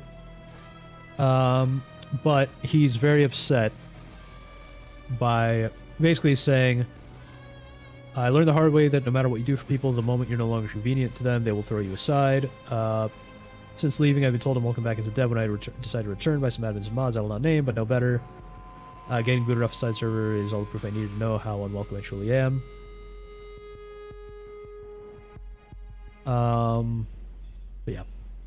So, and Jam the Ripper is saying, TLDR version, Slacker was in the Wii rollout and accidentally leaked some stuff by writing in the wrong chat, and they kicked him off without a warning. Everyone's replaceable to them. Yep, that seems to match up with what he's saying here. The replaceable part, anyway. But yeah, for a small mistake like that, that's ridiculous. Oh, I see. So, Horizon threatened to pull out if Clover was not banned. Yeah, and I think that's what's going on with Dolphin, too. That makes sense. So they were getting pushed to ban people there. So yeah, I guess they were in a bit of a hard place. But I mean, this would never have happened if the Clover person hadn't made such a big stink. So yeah, I do know that Climax here has made a big timeline of events, if you guys want to check that out at some point, on his website, ff5central.com. So yeah, he's been cataloging all this because obviously this is very important to him. So yeah, if you guys want to really dig into it, you can look at this. And I know he has some personal drama going on here as well, so we can touch on that really briefly. So in short, yeah, it looks like Climax was demodded. Sorry, his roles are all taken away. This does seem like a real, like something really concerning. Your developed achievements are no longer your own, but belong to the site, according to their developer code of conduct. Which is true. When you publish your work, you're giving it over to the community to be reviewed and reworked. And this is kind of messed up. You don't own your published achievements, but you're still the caretaker in terms of bug fixing and maintenance. So that does seem wrong to me. I mean, at the very least, I do understand saying, you know, hey, these achievements belong to the community, so you can't just, like, you know, delete them and go run away or something. But at the same time, like, you should still have at least, like, the general credit and ownership, you know? You should be able to say, hey, I'm the one who made this. And that should always be something that sticks with you. Highly condensed updated version of the Slacker letter was recently added as a prologue chapter to the timeline. Yeah, I saw that. Jam the Ripper, it is wrong for sure. Yep. Yeah, I really don't agree with that policy here. Then you're gonna need to hack authors. Studios like Nintendo will give them the middle finger to hack authors. Yep. Go to great lengths to prevent sharing ROMs. Of course, Nintendo are crazy. So yeah, of course you can't host or distribute, blah, blah, blah. But they have no qualms about engaging in the illegal act of mass copying and hosting ROM hack patches without hack author permission. So yeah, that's not right either. You really shouldn't be hosting other people's work like that if you're not hosting, you know, the game ROMs themselves. At the very least, there should be like a link or something instead of a direct download, which makes sense. Let's see. Yeah, so ROM hacking sites typically honor a hack author's request to take down a ROM hack patch. Understandable.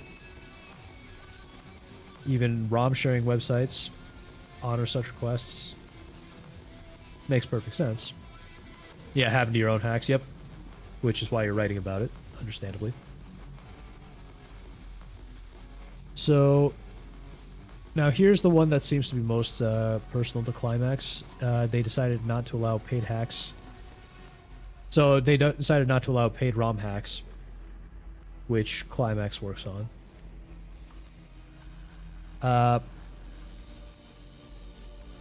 The ROM hack patches are legally sold, which is fine.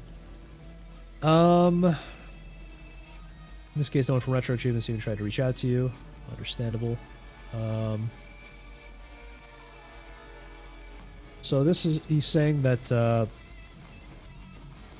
GBA script port to Final Fantasy V, this mod has been banned for being illegal elsewhere in the modding scene, which is curious. Patch file still contains verbatim the entire script of game story and dialogue from Final Fantasy V. It's copyright work of Square. Cannot be legally distributed. That's interesting. So I do... Yeah, okay, so this is just about documentation here. Yeah, so I do... In this case, you may not completely like my response to this here, Climax. But I do understand as a blanket policy, possibly not allowing paid ROM hacks because, you know, they're paywalled and maybe there might be concern, okay, we don't want something paywalled to have achievement sets because, you know, you have to pay. Basically, you would have to pay to get the achievements effectively. It's kind of shaky logic, but I could understand that. But I do agree with you on the rest of this. Their policies are very sketchy, very arbitrary. So yeah, I do agree with you that these are not the best policies, and I guess it just goes to show that Retro Achievements has historically not had the best policies here. Interesting. Paid Homebrew continues to get Retro Achievement support. Yeah, so if Paid Homebrew is getting achievement support but paid ROM hacks aren't, yeah, then that just makes it worse because, yeah, that is completely arbitrary then. Which I suppose makes sense from the way Retro Achievements has been handling things so far. So, back to the Bahamut Void thing. He did release a whole bunch of links, and I probably won't show a ton of this. There are some things here that are interesting. For instance, so this is Scott talking about being doxxed. Right? He says, this is back on October 3rd. He said, I'm being doxxed and threatened by people who are upset about Pokemon Clover. And it's just a conversation with Telly. Then he turns around and says, this was October 9th. Just an FYI, the choice to course correct isn't at all because we're being told what to do. It's much more, we've been educated on something that starts to get a seriously damaging precedent for the site. Guidelines like these are totally normal thing to put into a place as the community grows. We've just never needed them before. It was all done on vibes.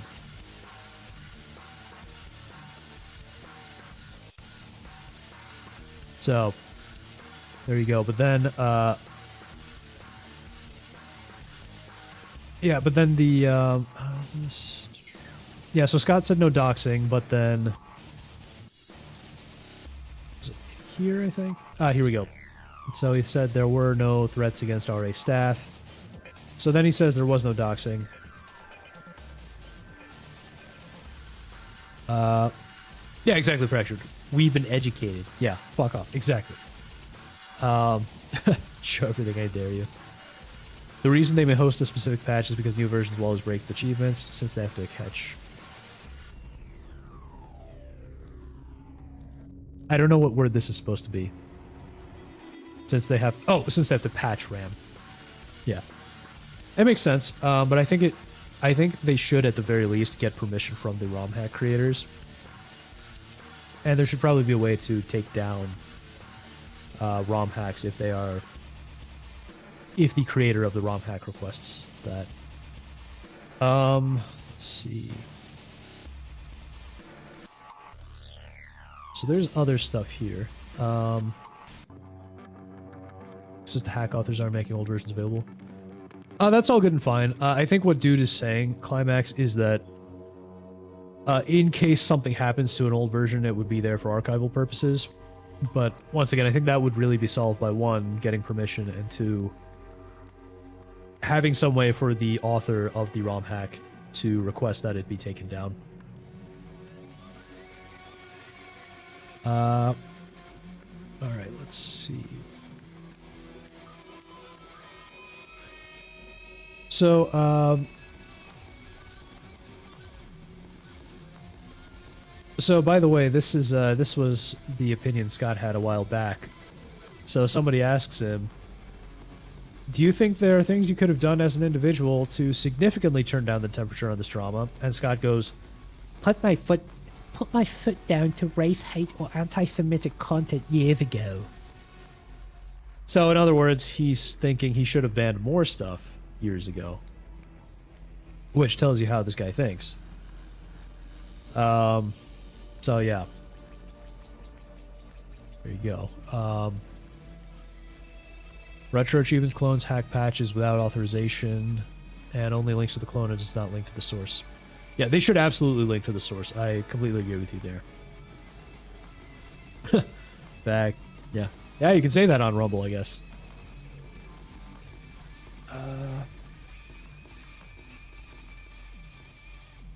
Alright, so there are a few other things here.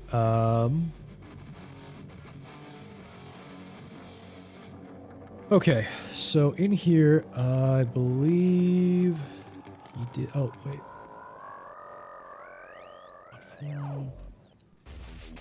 just making sure I got everything here. So there was something about Periwinkle. There we go. What? What do you mean it can't be accessed? Jeez. Okay, that worked. Okay, so this is the discussion behind Pokemon Periwinkle that Bahamut Boyd had archived. Before, yeah. So it's prequel to Pokemon Clover. And here we go. So this is the Scott veto that was being discussed in the earlier image that I showed. So they were having a discussion on what to do with Periwinkle. They were trying to, you know, have a vote.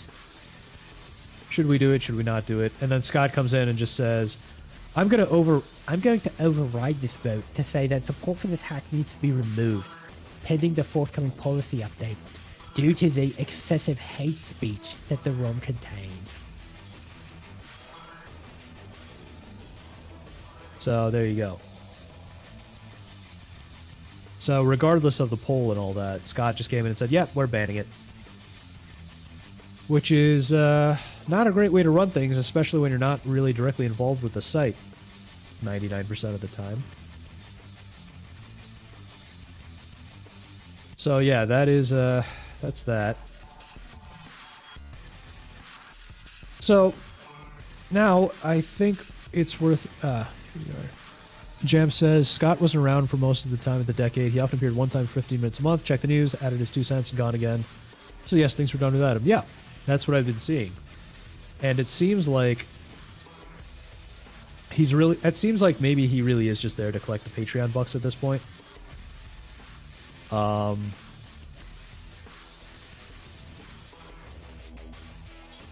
So, yeah, and it seems like they're bringing up RetroAchievements is even bringing on new developers. This is one of them. Notice anything?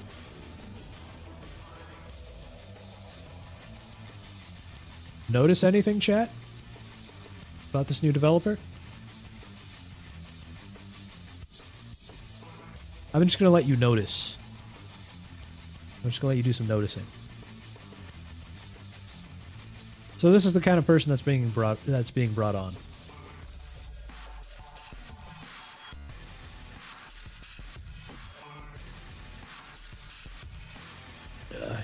Yep. Nope, nothing out of the ordinary.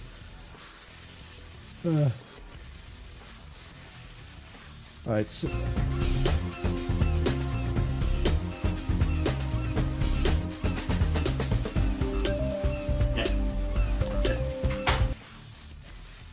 So, I think we've looked at most of what's relevant here. He's a big Twitch streamer and associated with GDQ, I believe. Makes sense, but I mean, it's not exactly the best look. So, next up, I think what's nice is... Well, actually, you know what? Why don't we laugh at some cringe here? So, Redditors were talking about Pokemon Clover here. And as you can see... The Reddit... Here we go. Highly upvoted post. This was the right call. If people want to play it on their own, they still can, but hosting hacks like this in an entirely community-driven site and bringing in channels would only lead to a negative impact. The comments on the Clover page before its removal had so many dog whistles and edgelords as it was. I find it idiotic to even hold up defenses about this for a second. So this is, yeah, this is literally the typical Redditors just soying out over how happy they are that this was banned. And this is why I hate Reddit and Redditors.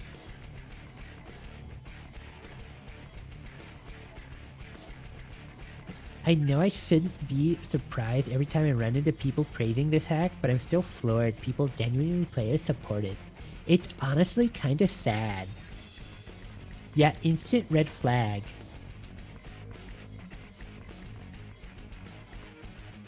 Yeah, and of course they all jump to the... I assume they're all 13 to 18-year-old boys, where cringe humor is considered edgy and cool instead of stupid and ignorant. Great move in my opinion. Communities like this are built on our diversity and universal love for Pokemon. A game built on racist and hateful ideals should not be included. Most important thing to remember about this is really simple. If you allow Nazis on your site, then it becomes a site with Nazis. I feel so alive! Nerdineo tipped $13.37. I think we all learned a valuable lesson. Achievements suck, and the only people that care about them are bad people. And Massa Windu. Oh my god!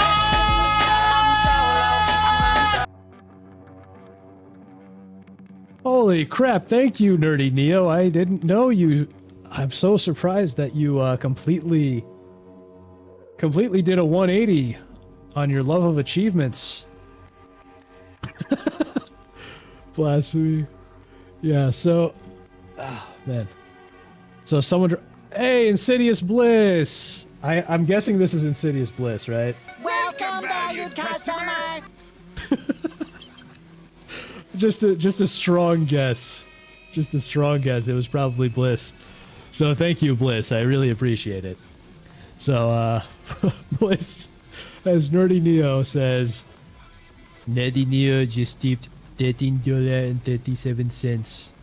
I think we all learned a valuable lesson. Achievements suck, and the only people that care about them are bad people. And Mace Windu. Oh man, that was good. That was great. Thank you, Bliss. Oh man. From my soy accent to my French accent. All right. You know, let's catch up with chat really quick. Games Done Quick banned Harry Potter, as far as I know. Yeah, I think they banned Harry Potter. They banned a bunch of other stuff. There's actually... you know what? Let me see if I can find it. Like I've said before, I'm a little bit nervous to show Kiwi Farms on stream. But I might be able to just like copy the image and show it to you guys. Or actually, you know what? We might be able to just look it up. Games Done Quick ban games.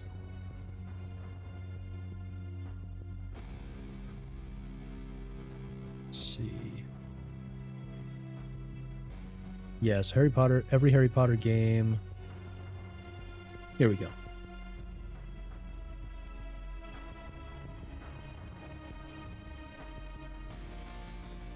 Yeah, so they banned everything Harry Potter. A lot of these are fine because it's like, you know, anything prohibited on Twitch or like Honey Pop, that's porn, right? So it's understandable. But why on earth is Barkley Shut Up and Jam Gaiden banned? This is just like a... Isn't this just like a, what, a fan game? Five Nights at Freddy's, I know they banned that because the creator of Five Nights at Freddy's is like a conservative Christian or something. But yeah, they banned a bunch of stuff for no real reason. Yeah, so Fracture said, I know I'm not a major user of RetroAchievements and it wouldn't matter what I do in the grand scheme, but goddamn, I think I've just stopped using it, deleting my own account. Yeah, I don't even have an account because, like, I myself am not an achievement person anyway. So, but yeah, it makes me never want to make an account or even bother with RetroAchievements. Scott once made a $250 donation to GQ to draw attention from the money he got from the patrons. I doubt he asked anyone. Yeah, that wouldn't surprise me. Like I said, it seems like he's probably just there to keep Patreon bucks going. That didn't sound like Nerdy Neo to me. Well, it's set in stone now, Fractured. This is, Nerdy Neo is officially abandoning all achievements. He no longer likes achievements. Who did that? Bliss. The way the auto voice said it, yeah. Yeah, because I wanted to sound like the French narrator from SpongeBob. Totally agreed. Yeah. Yada, yada. Yeah, good to see you, Bliss. Hope you're doing well, man. The Brazilian YouTuber from Timeline Prologue Chapter 2 is spearheading an alternative achievement website after getting banned for protesting against a known exploit by his stream. Yeah, and this goes to, and you know what, I may as well bring this up now. The problem with these forks is a lot of times it's just not realistic to put everything together and get people on board. So as he says here, and I just like the way he put this, sure, you could create a fork of an emulator, create a plugin, link it to RetroArch, set up a mirrored RetroArch. But that's so comically obtuse it misses the entire point of the service, a problem even Bahamut maligned in that big post a few pages back. The fun of RetroAchievements is all the number spurging, seeing the values weighed across modes and sets, seeing who has what and how people tend to play games, lose the community, and you may as well just write down your little goals on a napkin. Yeah, and that makes sense. That makes sense to me, right? Okay, it's not going to be a fork. Okay, interesting. But either way, you still have to set... The whole point is the community, right? So you would have to have a way to bring the community over. Let's see... Barkley Shut Up and Jam Gaiden is a basketball-themed RPG. Yeah. So I know Wang has a video on it, and I saw that forever ago. It's like a spin-off fan game of Barkley Shut Up and Jam, right? Also, I don't think I've seen it yet today. All Blue Warlock. The more the magicer. Dude says he did tell patrons beforehand, I assume, about the spending. Sure, right, yeah, makes sense. That's all cool.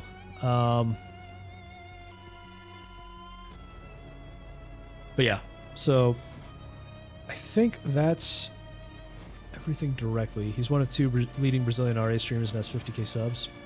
Okay. Well, that's good. I don't know how many users does RetroAchievements have as a whole, though. Not long. Woke up, took care of what I needed to, then hopped on. All right. Well, glad to have you here. Yeah. So let's see. We laughed at Reddit.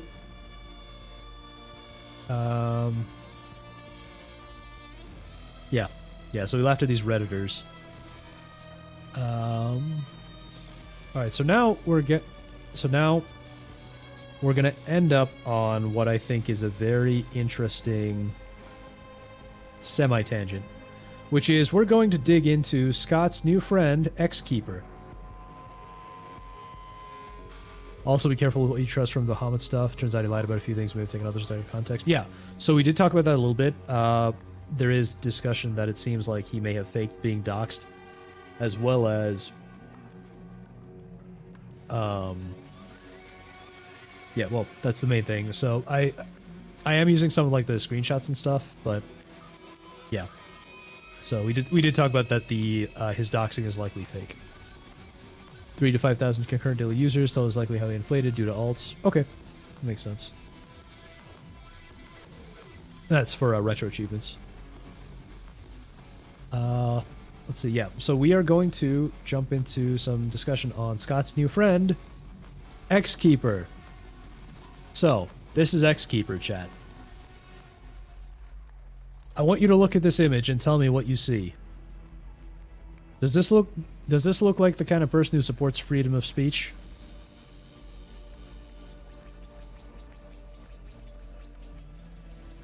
What do you think, chat? So, X-Keeper here. Yikes. And no, they most likely do not. Well, you're right about that. So, this is the person who has been in Scott's ear and helped convince him to ban the game. So, this is an interaction between X-Keeper and Scott on Blue Sky. And you'll notice that these people always have these avatars that look like this. And they look nothing like their avatars. So, here we have X-Keeper crying about the RetroAchievements. Crying about Pokemon Clover. So, the RetroAchievement thing is just another shooting self and dick balls, feet neck, whatever. ROM hacking and TCRF.net had to go through something similar with deciding how to handle those kinds of hacks, and we went, fuck this. Why would we ever host this garbage? Fuck no. And if you're not clear, these are websites that he runs. Or is at least an admin So Scott here goes, Yeah, today was a rough day. Nobody wants to be associated with the hate speech set. Nobody at all. Getting it off the site wasn't as straightforward as I'd hoped. Normally I could just click delete. These days there's a lot more you have to do. Gonna do better tomorrow. Sorry all. And of course there's someone else here who goes, IDK man, you own the site. Keeping hate speech off the site seems like you think the owner has the power to do easily. Whatever. I get you, I hear what you're saying, and you're right that it ought to be something I can do easily. The tech has evolved a lot over the past 13 years, and I don't have the best grasp. because he's barely involved with the site. Lots of processes in place to keep order. No excuses though, I need to know this stuff better. So, yeah. Xkeeper is Scott's new friend, and he has been listening to Xkeeper. Yeah. Sorry, it's a Karen, yep. A male Karen. Now we should make this explicitly clear because, you know, normally I am fine with being nice to transgenders, but this is not a transgender I can respect, you know. Yeah, you like that, Jam? Every damn time, yep. The voice you're doing is too good. Oh, you like this voice, Wingus? Should I do all my streams in this voice? And so somebody on Discord, so this is again from Kiwi Farms. This guy compares Xkeeper to Chris Chan, if that gives you an idea of what Xkeeper is like. So he says, I mean, between people that are offended by everything and people that try to offend everyone, I'd rather be with the people that try to offend everyone. The way some users act on RA is lawful behavior. The dang dirty Nazis are going to get us, but none of them can define what a Nazi is, and all of them seem to think it's just what you call someone that you disagree with. Hell, Xkeeper is way worse than Chris Chan. Chris Chan doesn't have a horde of orbiters, and Xkeeper has the same mannerisms as Chris does. Get that dang clover off, RA Nazis! I haven't touched grass in years, and something that grows here is foreign and scary to me.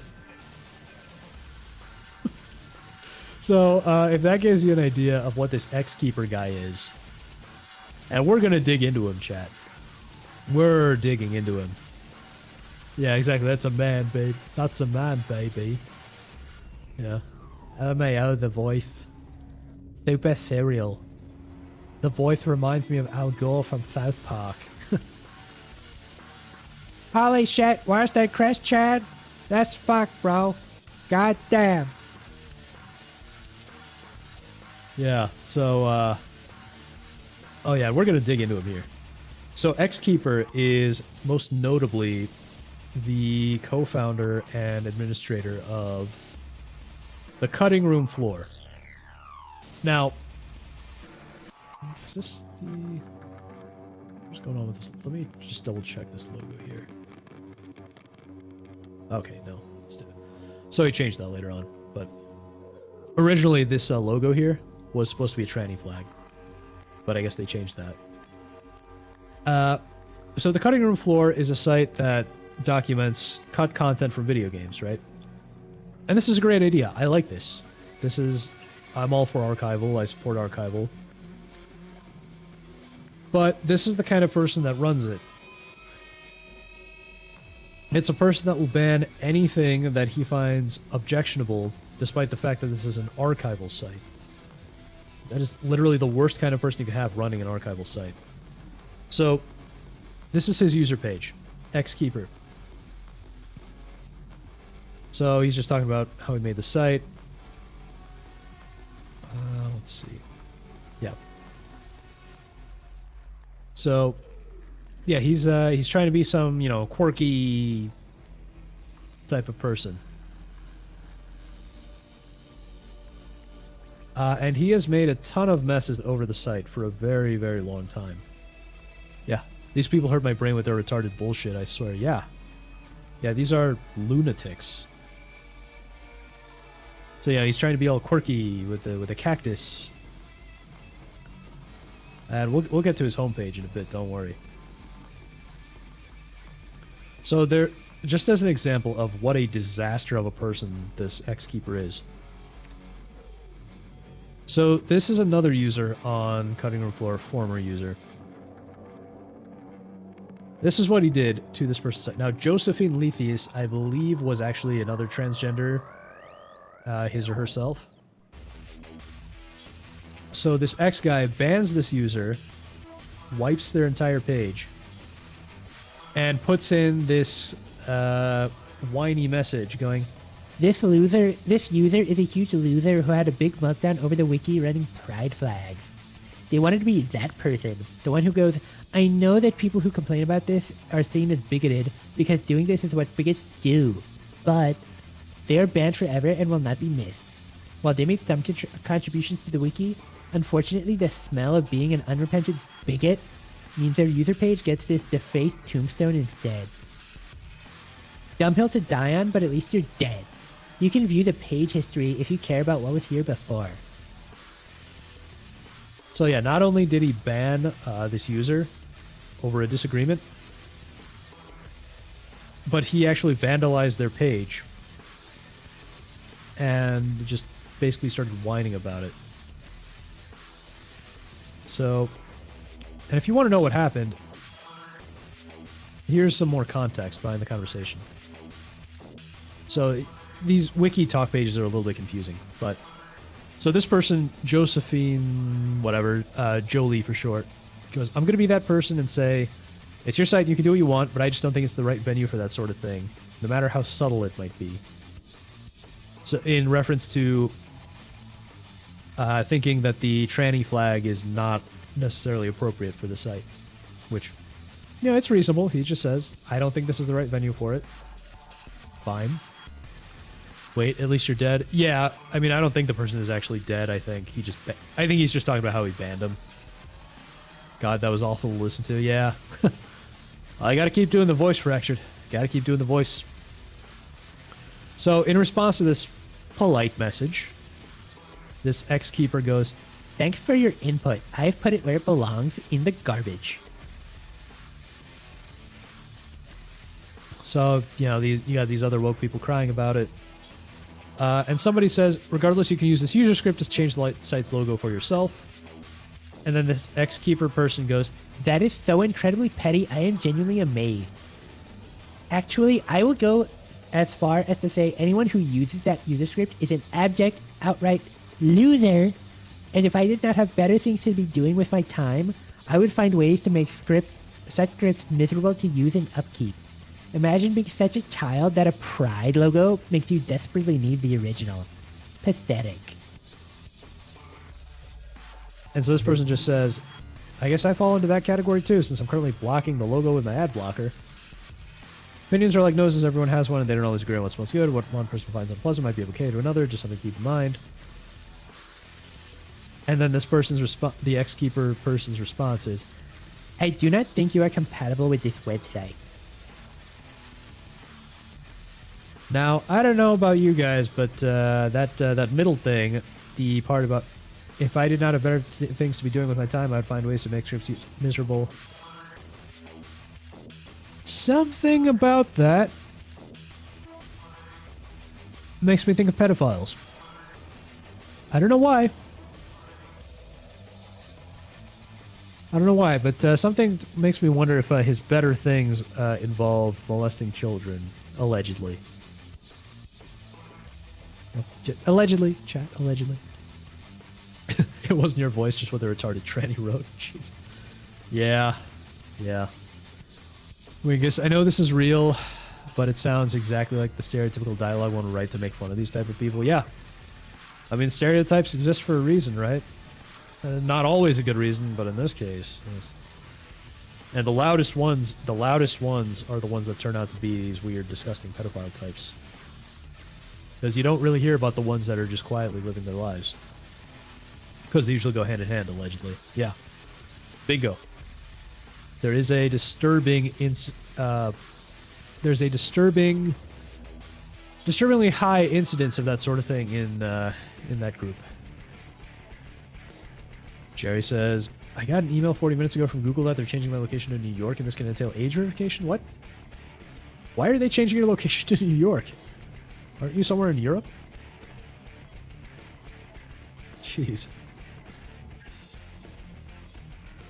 So there's a little more here, and it'll we'll tie this back around to retro achievements here. So Scott's new pal, Xkeeper here, has a blog. And he doesn't post to blog all the... he doesn't post to his blog a lot. But here's a little something for you. Retro achievements and moderation. Or in short, it's 2025, man. You really don't gotta allow Pokemon racism version. And there's an update too, which we could... Oh, okay, no, that's not his update. That's just retro achievements.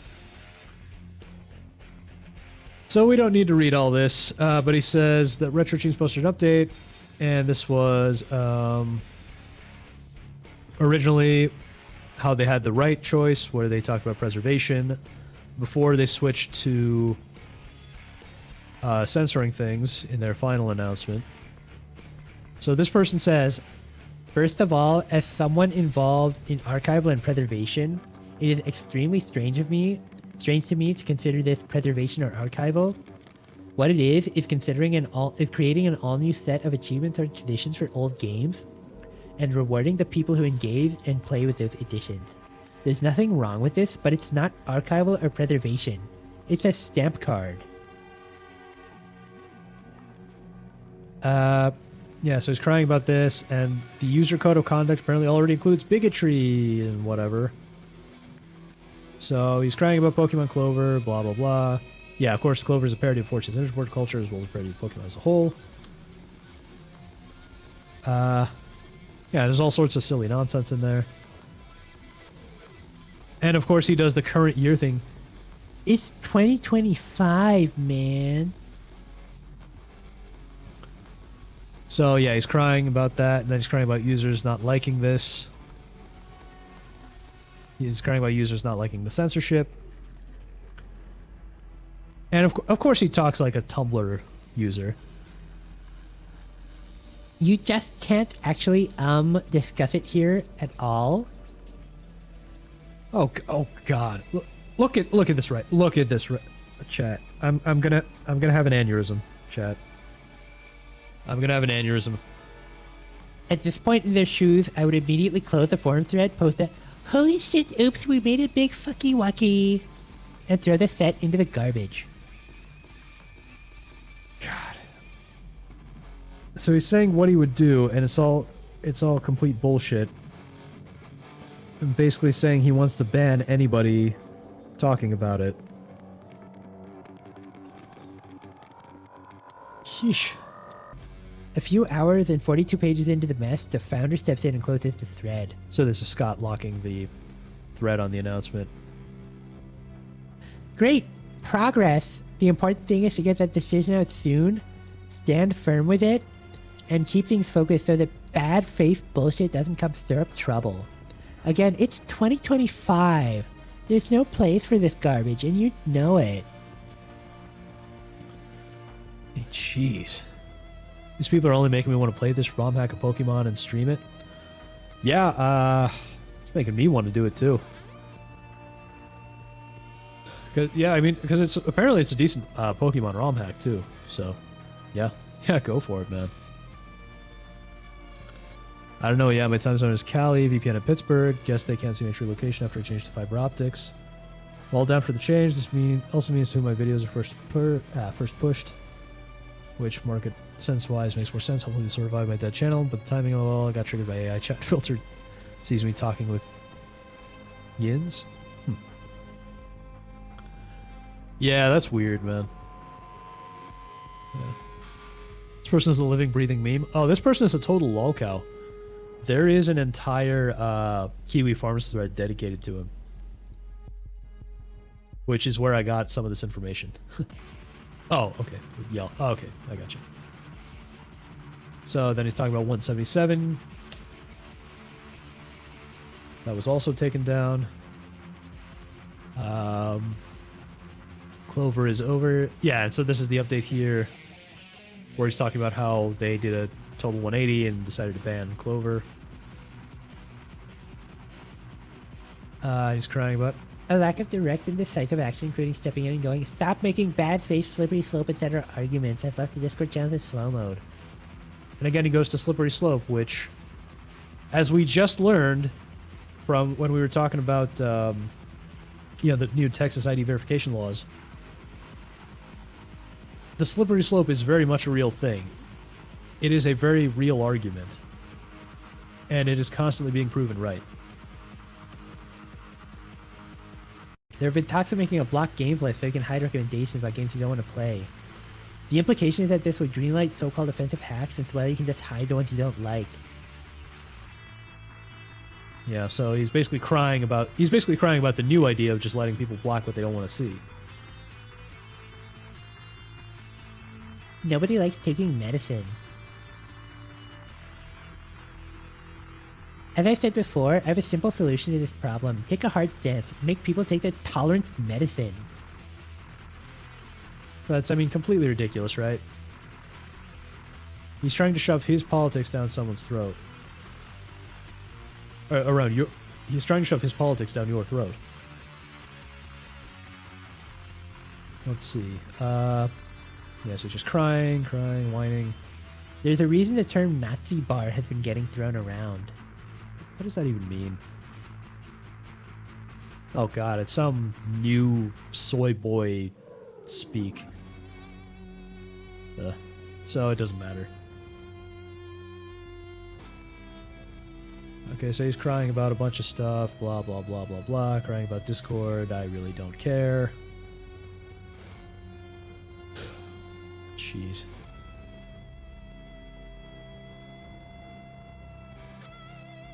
So basically this person is saying, no, this hack existing is not going to put anybody in danger. And he's crying about that. So, yeah. In today's world, being around as long as it has, I don't know how we're having this debate. I just don't. So here's this Liz Star person who's very, who we've been seeing around the RetroAchievements site a bunch of times. I thought they were trolling, but they're serious. Also important to note that one of the admins quit over this. He posted a big manifesto about it and left after the Clover was announced to be taken down. I'm assuming this is Telly.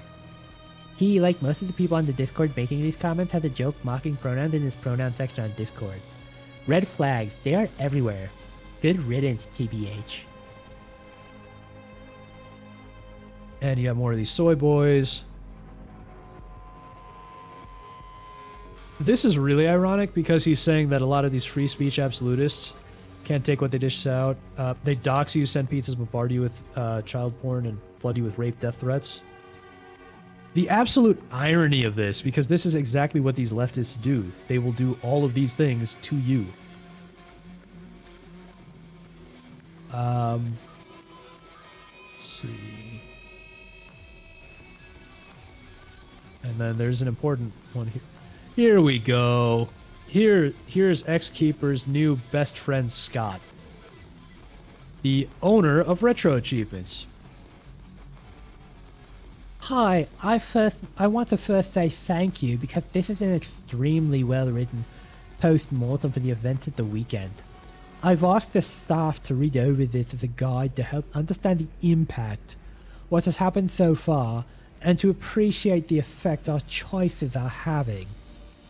I especially appreciate the nobody likes taking medicine part above. This outlines really well how we ought to deal with this. I'm planning to put a statement ASAP that helps govern the next steps that fits the site community well. I completely agree. It shouldn't remotely take this long to say hate speech is bad. No thanks. So, as you can see, Scott is clearly a big fan of X-Keeper. And, so I know we're being told that, they're trying to get Scott away from X-Keeper and trying to fix him, but I'm not optimistic because it seems like Scott really likes this guy and likes what this guy says, moreover. So, I would be shocked if too much changed And on top of that, I think Scott really just likes taking in the Patreon bucks, so I don't see why he would want anything to change. No. Use this voice when gaming too. I wonder what you're going to stream. Well, there's no game today, Sergey. I think you might have missed what I said earlier. So no game today. We're probably going to wrap up very soon here. But I will be on Nerdy Neo stream later tonight. So if you want a little more Nightmare, you can pop by Nerdy Neo's channel. Yeah. So Scott sucks dick. Gotcha. Yep. Most likely. Would not surprise me. But yeah, so that is I think that is all the updates I had for now on the Retro Achievements saga. So it seems like, in short, a bunch of people have quit. Some people are trying to convince Scott to hand over the reins and to implement a better system. I'm not optimistic, but you know, who knows? Maybe it'll work out. And Scott's new best friend, X-Keeper, is a complete lunatic, who is a big part of why they banned Clover in the first place. So I'm not even into Pokemon that much, but I would be tempted to try out Pokemon Clover sometime. So, who knows? But all that said, I think that is going to be it for today. Since I do have to be on Nerdy Neo stream a little later tonight. So tonight at 9, and let me grab you guys a link as well.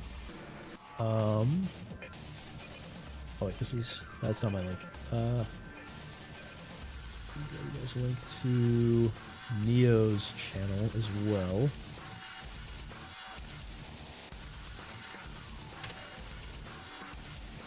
There we go. Link. So let me drop a link in chat for you.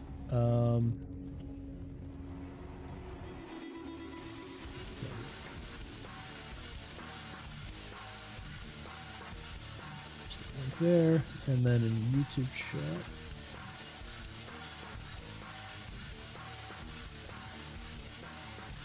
So, yeah, if you guys want to hang out, that is the link to Nerdy Neo stream. It's going to be tonight at 9, so make sure you pop by if you want to talk video games in a more positive, upbeat way.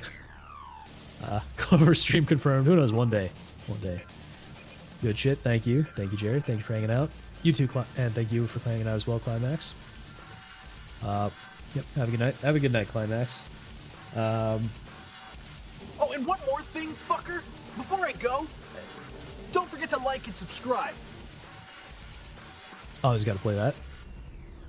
So, thank you all for being here. Who do we have? We had Sergey, we had Climax, Jerry, we had Fractured, we had Wingus, we had Jam the Ripper, Wobbly Warlock, we had Dude, we had Bliss, we had Nerdy Neo. I think that's everybody.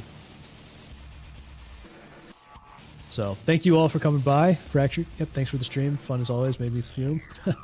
Well, thank you for coming by, Fractured. Always appreciate you coming by.